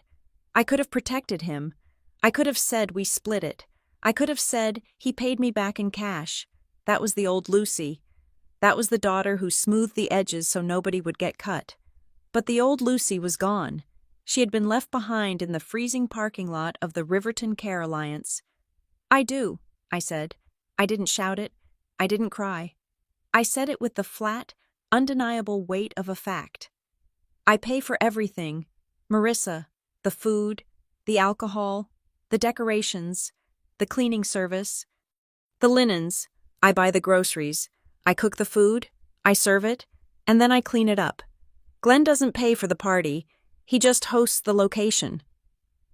There was a long silence on the other end of the line. It was the silence of a judge reviewing evidence that changes the entire verdict of a case. Everything, Marissa asked. The wine last year, the $200 bottles he bragged about. I bought them at the wine cellar on 5th Street. I said, you can check my credit card statement if you want. He asked for them specifically, but he forgot his wallet when we went to the store, just like he forgets his wallet every year. And this year, she asked, did he contribute anything for these 30 people? He bought a bottle of generic vodka and a box of saltines, I said, and he provided the electricity. That is his contribution. I see, Marissa said. Her voice was ice cold now. It was the voice she used when she was firing an executive who had been embezzling company funds. So, essentially, we have all been guests at your table for a decade, but we have been thanking the waiter instead of the chef. I suppose so, I said. And he knows this, Marissa asked. He knows you are the financial engine. He knows, I said. He just chooses to call it family contribution so he doesn't have to write a check. Unbelievable, Marissa murmured. He is out there right now. Lucy, he is holding a glass of tap water and telling your Aunt Janice that you are going through a phase and that he is so worried about your spending habits. He actually said that. He said he thinks you are having financial trouble and that is why you are acting out. The audacity of it took my breath away. He was projecting his own financial leeching onto me. He was using my financial abuse as the cover story for his own stinginess.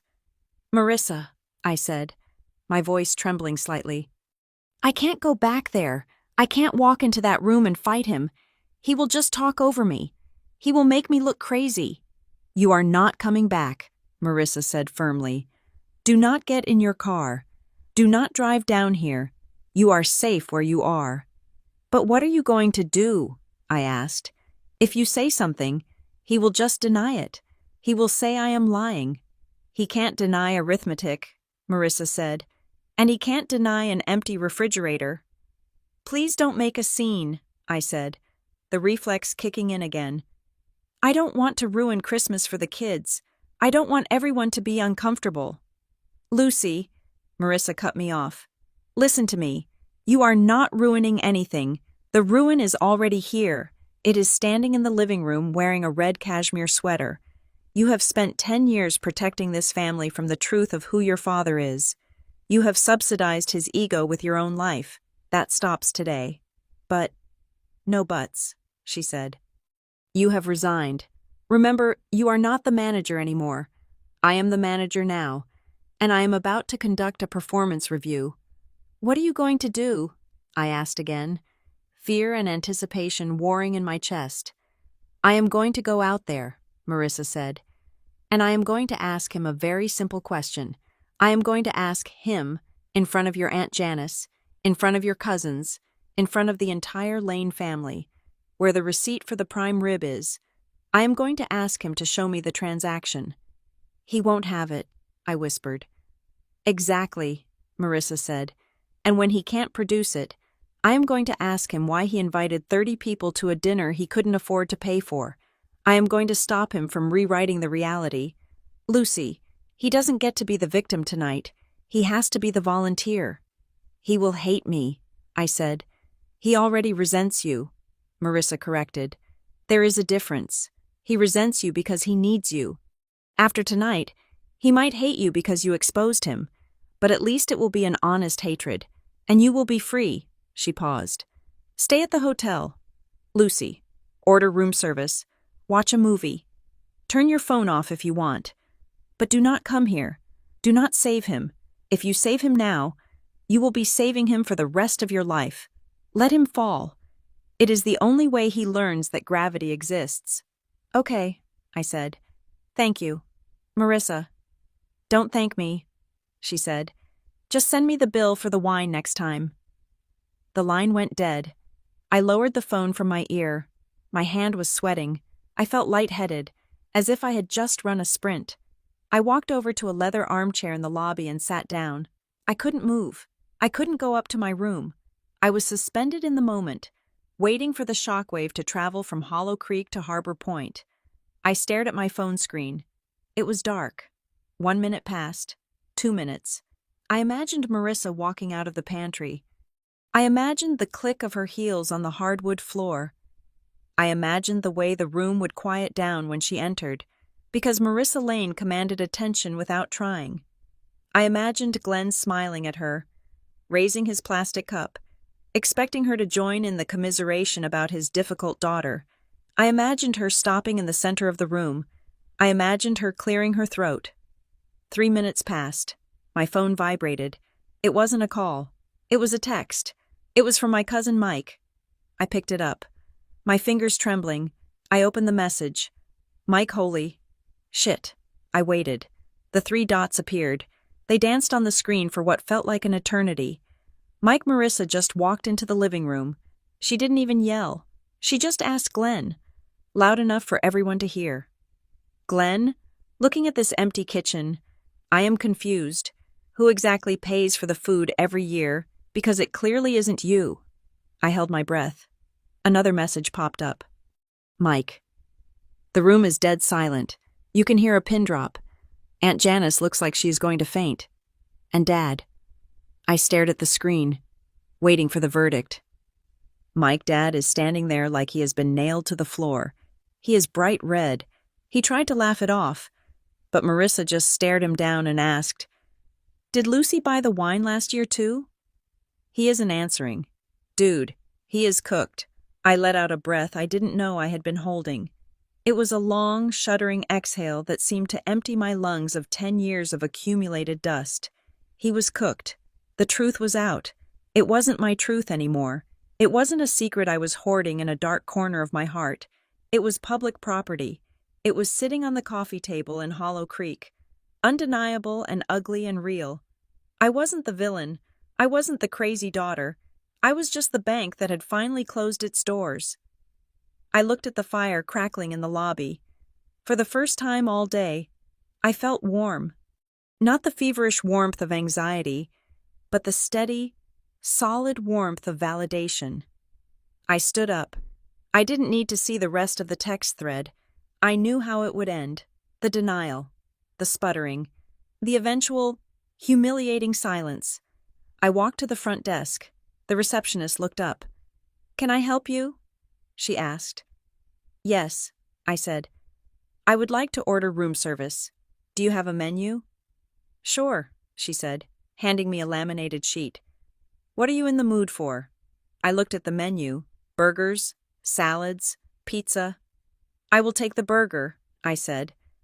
"And a glass of your best Cabernet. And please, put it on my tab." "You got it," she said. I walked toward the elevator. I was going to eat a burger alone in a hotel room on Christmas Eve. There would be no prime rib.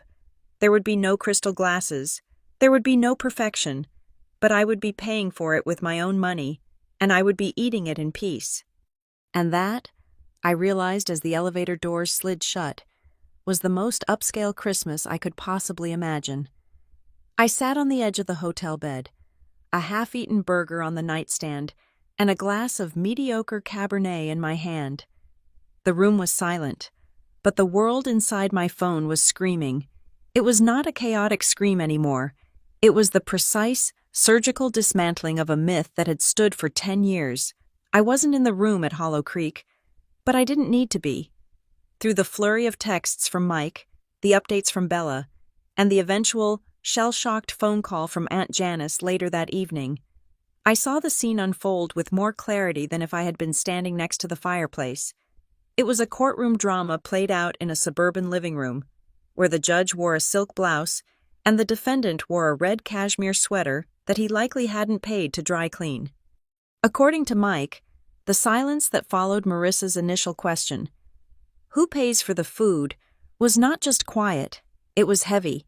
It was the kind of silence that sucked the oxygen out of the room, leaving 30 people gasping for a comfortable lie that wasn't there anymore. Glenn tried to pivot. He tried to laugh it off. "Marissa, please," he had said, waving a hand dismissively. "We are talking about logistics. It doesn't matter who swipes the card. It is a family effort. Lucy handles the details. I handle the overview." "The overview," Marissa repeated, her voice flat. "Does the overview cost money? Glenn, because the prime rib costs money, the wine costs money, the cleaning crew costs money." She didn't raise her voice. She didn't need to. She simply stood in the center of the living room, illuminated by the recessed lighting I had installed 3 years ago, and refused to let the moment pass. "I asked a simple question," she continued. "Did you pay for this party? Did you pay for last year's party? Or the year before?" The room waited. My cousins, my uncles, the distant relatives from Ohio, they all watched Glenn. For years, they had seen him as the benevolent patriarch, the successful man who graciously opened his home and showered them with abundance. They had eaten the shrimp cocktails and praised his generosity. They had drunk the expensive scotch and toasted his success. Glenn looked around the room, his eyes darting from face to face, looking for an ally. He looked for someone who would jump in and say, "Oh, stop it. It doesn't matter. Let's just order pizza." He looked at Aunt Janice. Janice was his sister. She was his eternal defender. She was the one who had called me on the highway, begging me to come back and save him. If anyone was going to throw herself on the grenade to protect Glenn's ego, it was Janice. But something had shifted. Perhaps it was the sheer, undeniable emptiness of the kitchen. Perhaps it was the exhaustion of 30 years of making excuses. Or perhaps, for the first time, the social math didn't add up in her favor. Janice cleared her throat. She didn't look at Glenn. She looked at her hands, which were twisting a paper napkin into a tight spiral. He didn't pay, Janice said softly. The whisper was louder than a shout. What did you say? Janice? Marissa asked, turning her gaze to the sofa. Janice looked up, her face flushed with a mixture of shame and defiance. I said, he didn't pay. I knew it. I have known it for a while. This was the twist that made me put down my wine glass in the hotel room. Janice knew. I saw Lucy at the grocery store 3 years ago, Janice continued, her voice gaining a little more strength. She had 2 carts full of food. The bill was over $600. I saw her use her own debit card. I saw her check her balance on her phone afterward and look scared. And you said nothing? Marissa asked. I thought, Janice stammered, I thought maybe Glenn paid her back later. I wanted to believe that. It was easier to believe that. We pretended not to see it. We pretended not to see it. That sentence hit me hard. It wasn't just Glenn. It was a conspiracy of convenience. The entire family had watched me drown in debt and labor, and they had looked away because the food was good and the venue was free. They had accepted the perfect Christmas, because questioning it would mean they might have to chip in. Suddenly, the floodgates opened. The illusion of Glenn Howard, the generous host, began to dissolve in real time. Uncle Bob spoke up from the corner. He was holding the empty plastic cup that Glenn had handed him earlier. Wait a minute, Bob said, frowning. Last year, the vintage Bordeaux. Glenn, you made a whole speech about it. You said you had been saving it in your collection for a special occasion. You walked around the table pouring it like you were a sommelier. Bob looked at Marissa. Did he buy that? Marissa looked at the text history on her phone, the one where I had confirmed the purchase. No, Marissa said. Lucy bought it. She bought it at the wine cellar on 5th Street. Glenn forgot his wallet, just like he forgets it every year. Bob turned back to Glenn, his expression shifting from confusion to disgust. It wasn't about the money. It was about the theft of credit. It was about the stolen valor of hospitality. You took credit for her money, Bob said. You let us toast you with wine your daughter paid for. Glenn was cornered. He was sweating now, the red sweater looking stiflingly hot. She likes doing it, Glenn burst out. It was a desperate, high-pitched defense. You don't understand, Lucy. She is intense. She needs to control things. She takes over. I tell her to keep it simple, and she goes overboard. She wants it to be fancy. It makes her feel important. I am just letting her have her moment. I read Mike's transcription of those words on my phone screen, and I felt a cold, sharp clarity. She likes doing it. He had turned my labor into a personality disorder. He had convinced them, and maybe even himself, that my frantic overworking was a neurotic quirk, a hobby I indulged in, rather than a frantic attempt to meet his impossible standards. He had framed my servitude as a favor he was doing for me. Marissa didn't buy it. She didn't blink. Hosting is a job, Glenn, Marissa said, her voice cutting through his excuses. Paying the bills is a responsibility. It is not a personality trait, and generosity is not an obligation that you can assign to someone else. She looked around the room, making eye contact with everyone. We have been eating Lucy's money for a decade, she announced, and we have been clapping for Glenn. That ends tonight. The silence returned. But this time it wasn't heavy. It was final. The verdict had been delivered. The jury had seen the evidence. The perfect Christmas was officially declared a fraud. Then, the practical reality set in. It was 7 o'clock on Christmas Eve. There were 30 people in a house with no food. So, my cousin Mike said, breaking the tension, what are we going to eat? Glenn opened his mouth, perhaps to suggest something impossible, but Marissa held up a hand. Sit down, Glenn, she ordered. He sat. He actually sat down on the ottoman, deflated, stripped of his authority. We are ordering pizza, Marissa said, and we are splitting the bill. Everyone gets their phone out, Venmo or cash. And that is exactly what happened. Mike sent me a picture an hour later. It was a photo of the dining room table, the same table Glenn had demanded be magazine perfect. There were no linen tablecloths. There were no silver chargers. There were no crystal wine glasses. Instead, the table was covered in grease-stained cardboard boxes from Tony's Pizza Palace.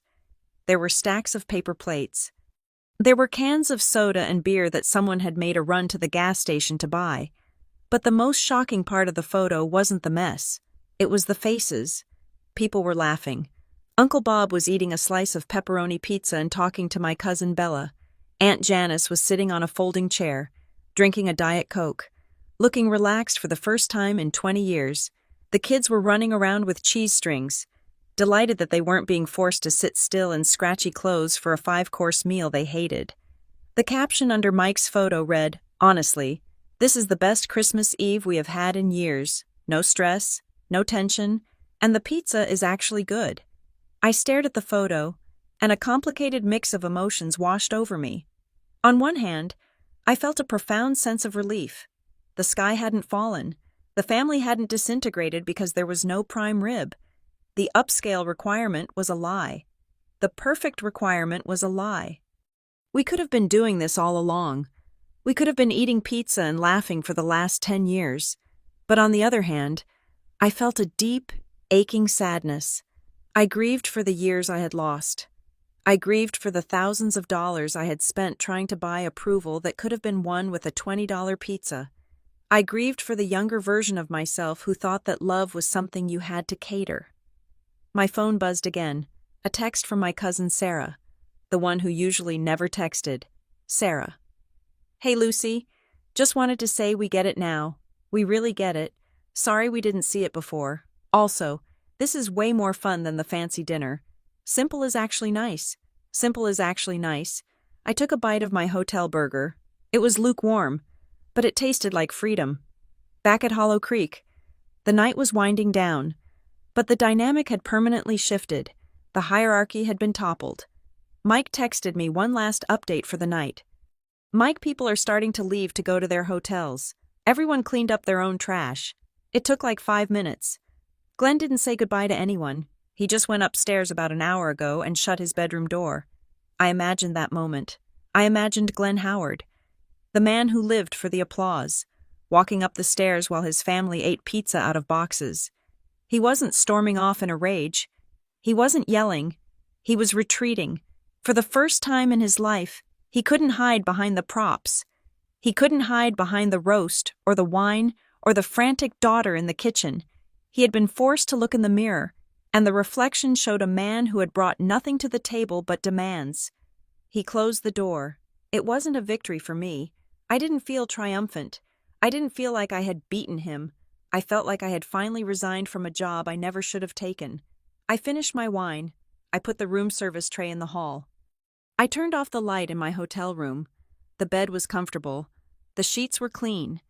And for the first time in a decade, on the night before Christmas, my mind was quiet. I didn't have to worry about the turkey. I didn't have to worry about the timing of the sides. I closed my eyes, and I slept. I slept the deep, dreamless sleep of someone who has finally put down a heavy load. The house at Hollow Creek was no longer my burden to carry.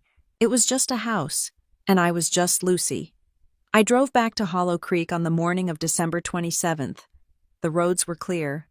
The black ice melted into a harmless gray slush that splattered against my windshield.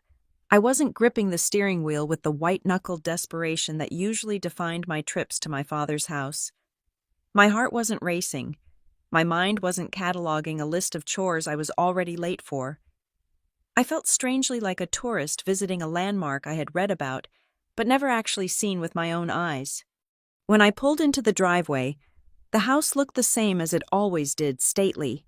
Brick, imposing against the winter sky. But the power dynamic had shifted. For the first time in a decade, I didn't have a key to the back door in my hand. I didn't have a car trunk full of groceries. I walked to the front door and rang the bell. It took a minute. Glenn opened the door. He wasn't wearing the red cashmere sweater. He was wearing an old flannel shirt and sweatpants. He looked tired, not the exhausted from hosting kind of tired, which is usually accompanied by a smug sense of accomplishment. He looked deflated. He looked like a balloon that had been sitting in a corner for 3 days, slowly losing its helium. "Hi, Dad," I said. He looked at me, then stepped back to let me in. You are back. I am visiting, I corrected him gently. I stepped inside. The sensory experience was immediate and jarring. Usually, on the 27th, the house would be spotless. I would have spent the previous day doing the post-holiday deep clean vacuuming pine needles, scrubbing wine stains out of the carpet, washing 3 loads of linen. Today, the house smelled of stale pepperoni and cardboard. I walked into the living room. The pizza boxes from Christmas Eve were still stacked on the coffee table. There were empty soda cans on the side tables. A few paper plates were scattered on the floor where the kids had been sitting. It wasn't filthy.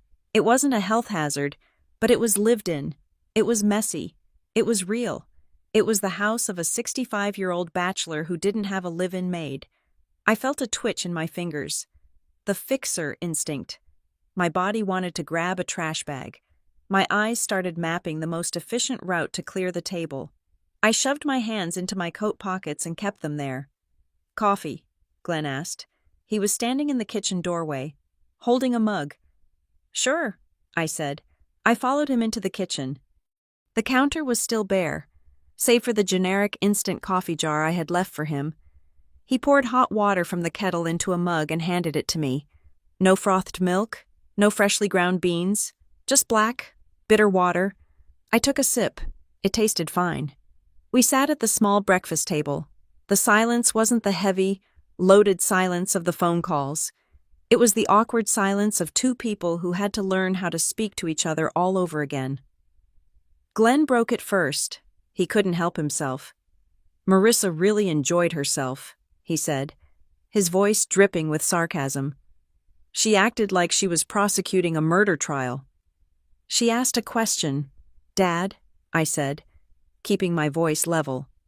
"She made it sound like I was taking advantage of you," Glenn muttered, looking down into his coffee. "Humiliating me in front of Bob and the kids, acting like I'm some kind of parasite." I put my mug down. I didn't look away. "You did take advantage of me," I said. It wasn't an accusation. It was a statement of fact, as neutral as saying the sky is blue or water is wet. Glenn's head snapped up. "Dad," I interrupted, raising a hand. "Stop. We are not doing the revisionist history thing today. I am not here to fight, but I am not here to pretend, either." I leaned forward. "You called me 2 days before Christmas and ordered me to feed 30 people. You didn't offer money. You didn't offer help. You assumed I would pay for the food, the wine, and the decor, just like I have for 5 years. You assumed I would use my vacation days to scrub your toilets. You assumed I would act as your staff so you could play the lord of the manor." Glenn looked away, his jaw working. "I just thought you liked it. You always seemed so organized. You have your lists. You take charge. I thought it was your thing." "My thing is not being broke," I said.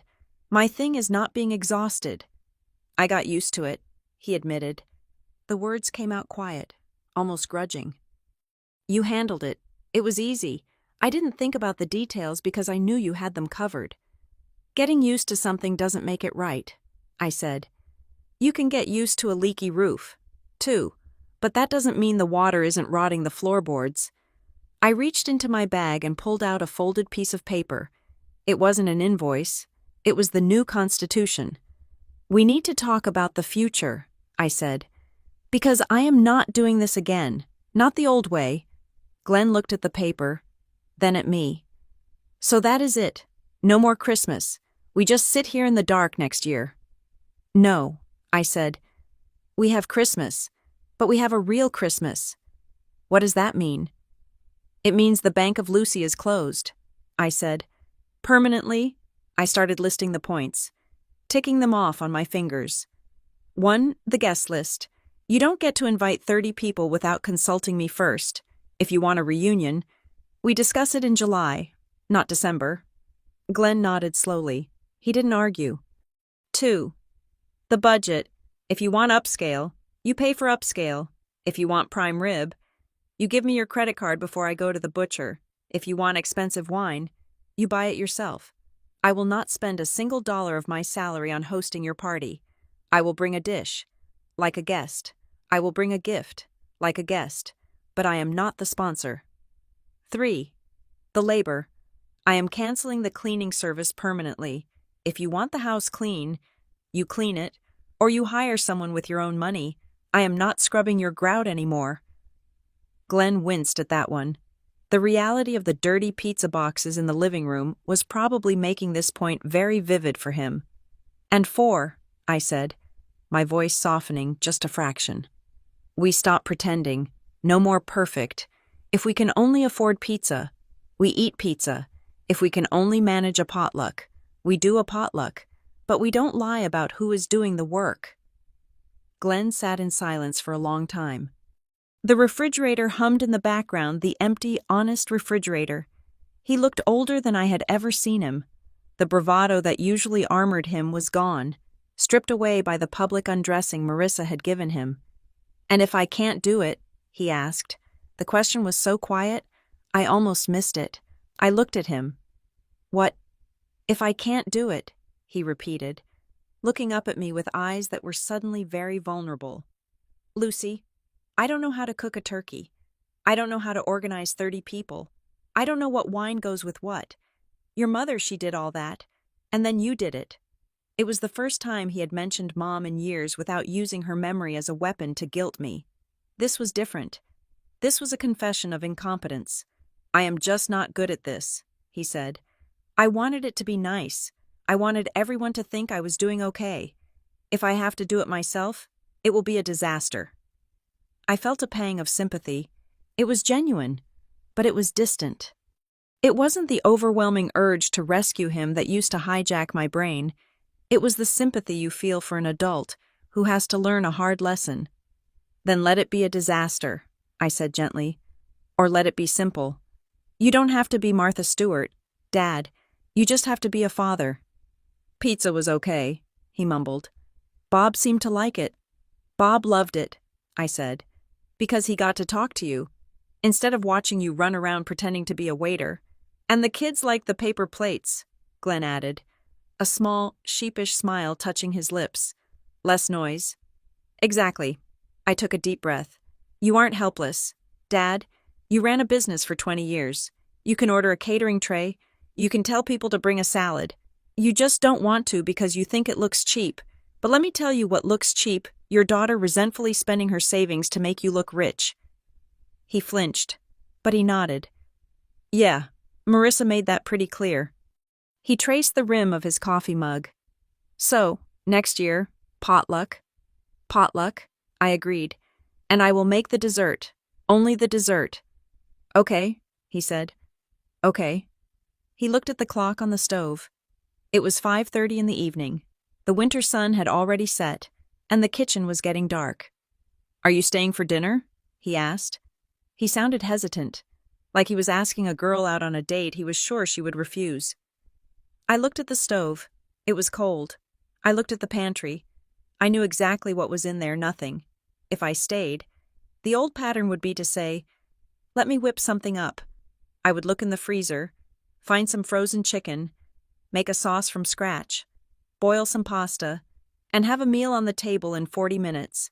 I would wash the dishes afterward while he watched TV. I am hungry, I said. Glenn looked hopeful. He started to stand up. I think there is some pasta in the cupboard, and maybe a can of... No, I said. He froze. I am not cooking. Dad, I said. I am a guest, remember? He sank back into his chair. Right, the rules. But, I said, pulling my phone out of my pocket, I am happy to split a takeout order with you. There is that Thai place in town that delivers. Glenn looked at me. He looked at the stove, then back at me. He seemed to be weighing the options. He could be stubborn, eat toast alone, and maintain his pride. Or he could accept the new reality, pay his share, and have dinner with his daughter. I like the pad thai, he said quietly. Chicken or shrimp? I asked, opening the app. Shrimp, extra peanut sauce. That is $18, I said, not looking up from the screen. And the delivery fee is $5. Glenn didn't bristle. He didn't make a joke about me being stingy. He reached into his back pocket, he had his wallet this time, and pulled out a $20 bill. He placed it on the table. Is that enough? It is perfect, I said. I placed the order. While we waited for the food, I didn't get up to clean the living room. I didn't gather the pizza boxes. I didn't wipe down the counters. I walked into the living room and sat on the sofa.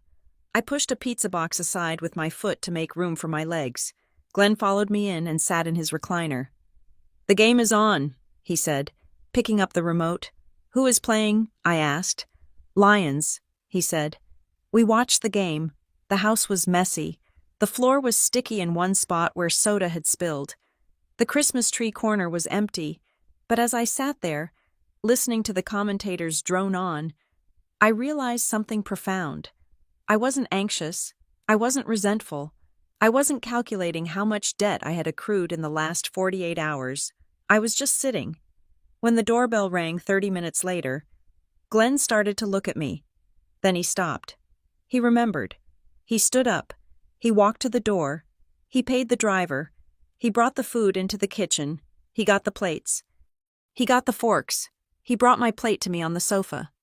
Here, he said. Extra peanut sauce. Thanks, Dad, I said. I took the plate. I didn't say. You shouldn't have. I didn't say. Let me get that. I just took it. We ate in front of the TV. Amidst the wreckage of the imperfect Christmas, it was the best meal I had ever had in that house, and the best part was, I knew exactly how much it cost, and I knew exactly who had paid for it. It was the second week of January when the summons came. Glenn sent a group email to the family unusual for him, as he preferred the telephone where he could interrupt you inviting everyone who was still local, along with the core family members, to a post-holiday debrief at Aunt Janice's house. The subject line read, Planning for next year. Most of the cousins texted me immediately. Is this a trap, Mike asked. Is he going to try to bill us for the pizza, Bella joked. But I knew what it was. It was Glenn's attempt to regain control of the narrative. He wanted to sit us all down, smooth over the misunderstanding of Christmas Eve, and perhaps subtly shift the blame back onto my unpredictable nature, so that by next December, the status quo could be restored. He wanted to reset the board so he could play the king again. I arrived at Aunt Janice's house 10 minutes late. I did this on purpose. I wanted to walk into a room that was already seated. I wanted to be an attendee, not an organizer. When I entered the living room, the atmosphere was stiff. Glenn was sitting in the armchair, wearing a blazer, looking like he was about to chair a board meeting. Janice was fluttering around nervously with a plate of cookies. Marissa Lane was there, sitting with her spine straight, looking like the prosecutor she was at heart. Lucy, Glenn said, nodding at me. Glad you could make it. We were just discussing how to avoid the confusion of this year. I sat down on the sofa next to Mike. I don't think there was any confusion. Dad, I think it was the clearest Christmas we have ever had. Glenn cleared his throat. Well, yes, but obviously, we can't have a repeat of the lack of preparation, so I wanted to go over the expectations for next year, so everyone knows their role. He was doing it again. He was trying to assign roles.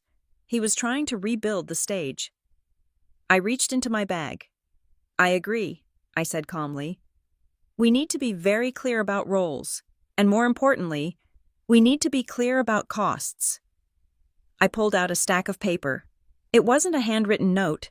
It was a printed spreadsheet, color-coded, detailing the expenditures of December for the last 5 years. I had spent the last 2 nights compiling it, pulling every credit card statement, every receipt, every withdrawal. I didn't throw them on the table. I passed them out. One to Glenn, one to Janice, one to Marissa, and one to Uncle Bob. What is this? Glenn asked, squinting at the paper. This is the cost of perfection, I said. The room went silent as they looked at the numbers. I hadn't inflated anything. I hadn't added a salary for my labor. This was just raw materials. Year 1, $850. Year 2, $1,240. Year 3, $1,800. Year 4, $2,150. Year 5, $2,600. At the bottom, The total sum was bolded, $8,640. This is what I have spent, I said, my voice steady. This is not family money. This is not Glenn's budget. This is money from my personal savings account. This is the price of the prime rib, the wine, the flowers, the linens, and the professional cleaning crew that I hired because Dad told me the house wasn't clean enough. I looked at my father. He was staring at the paper, his face draining of color.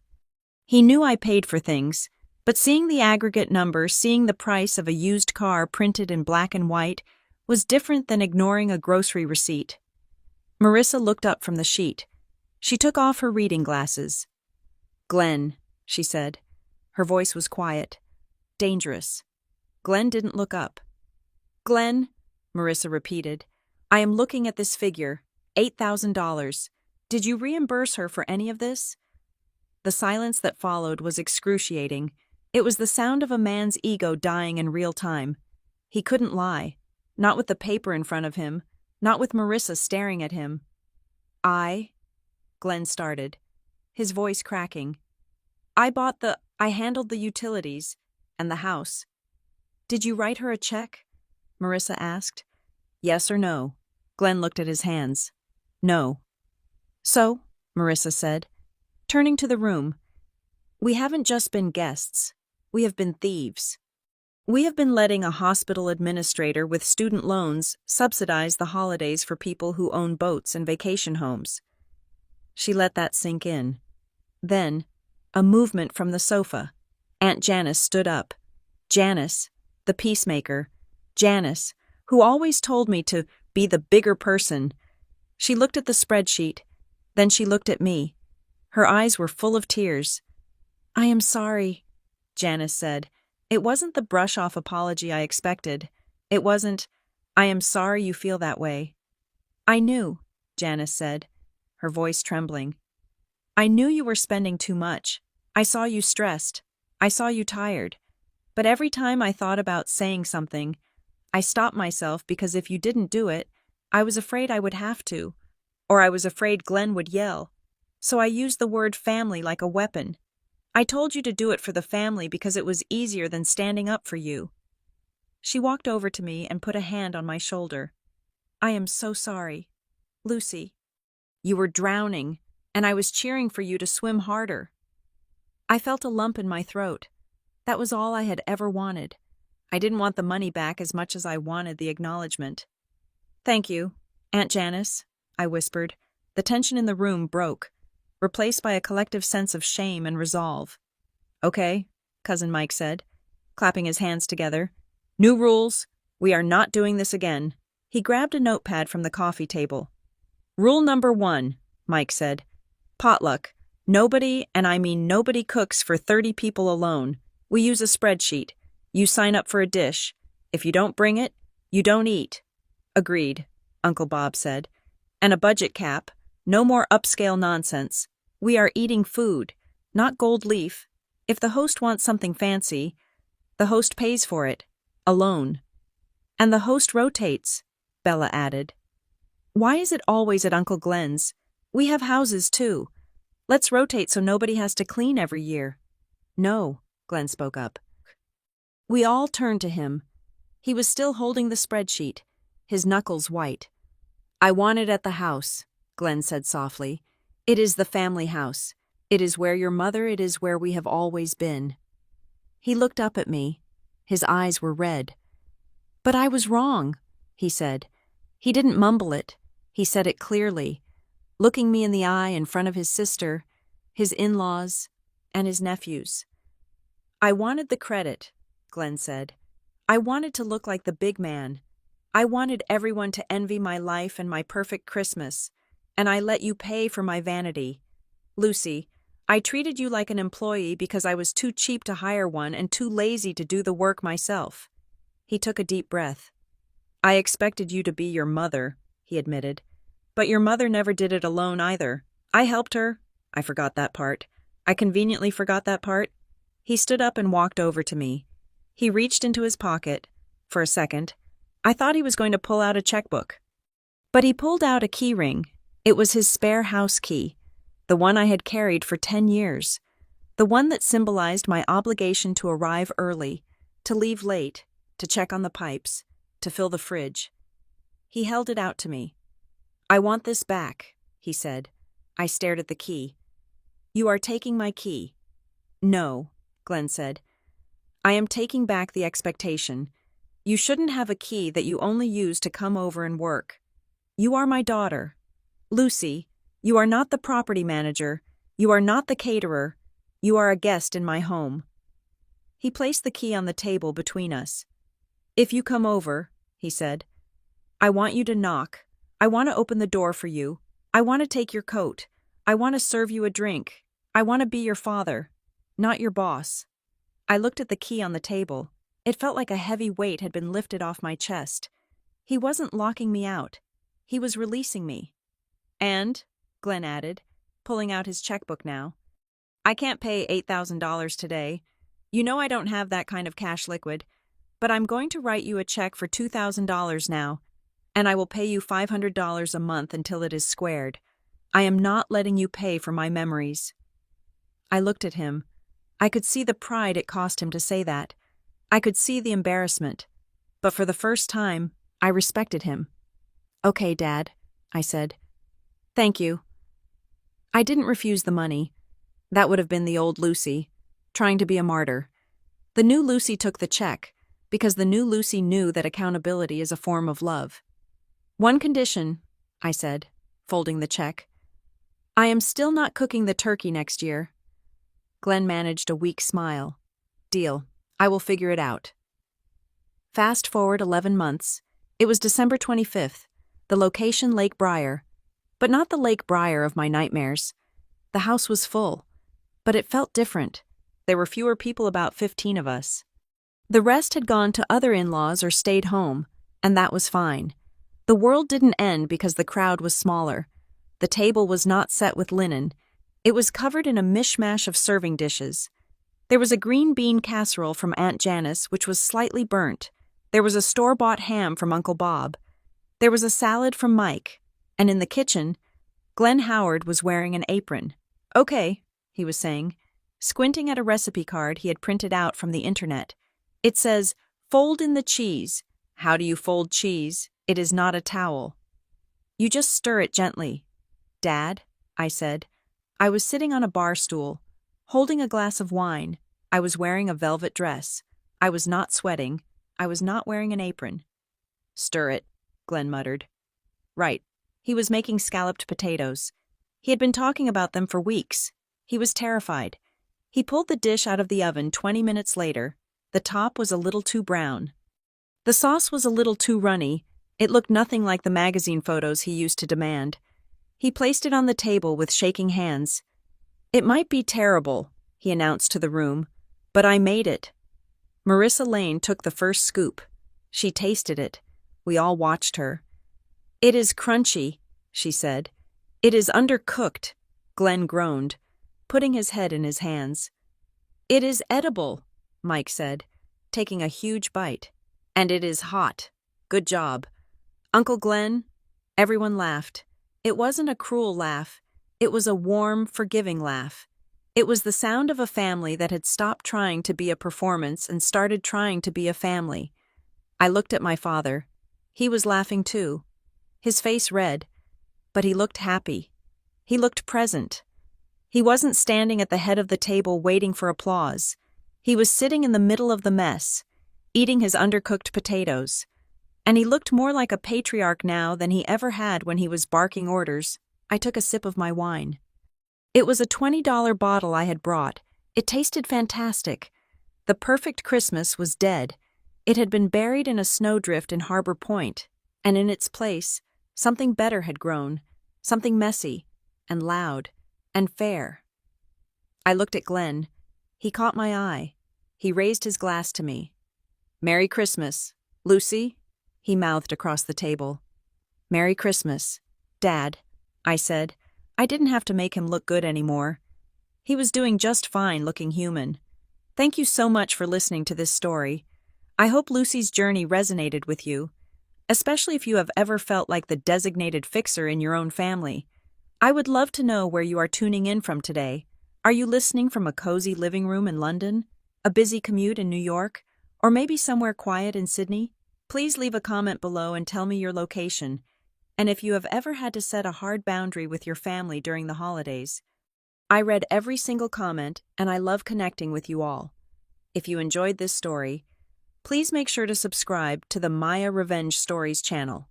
Hit that like button to support the work.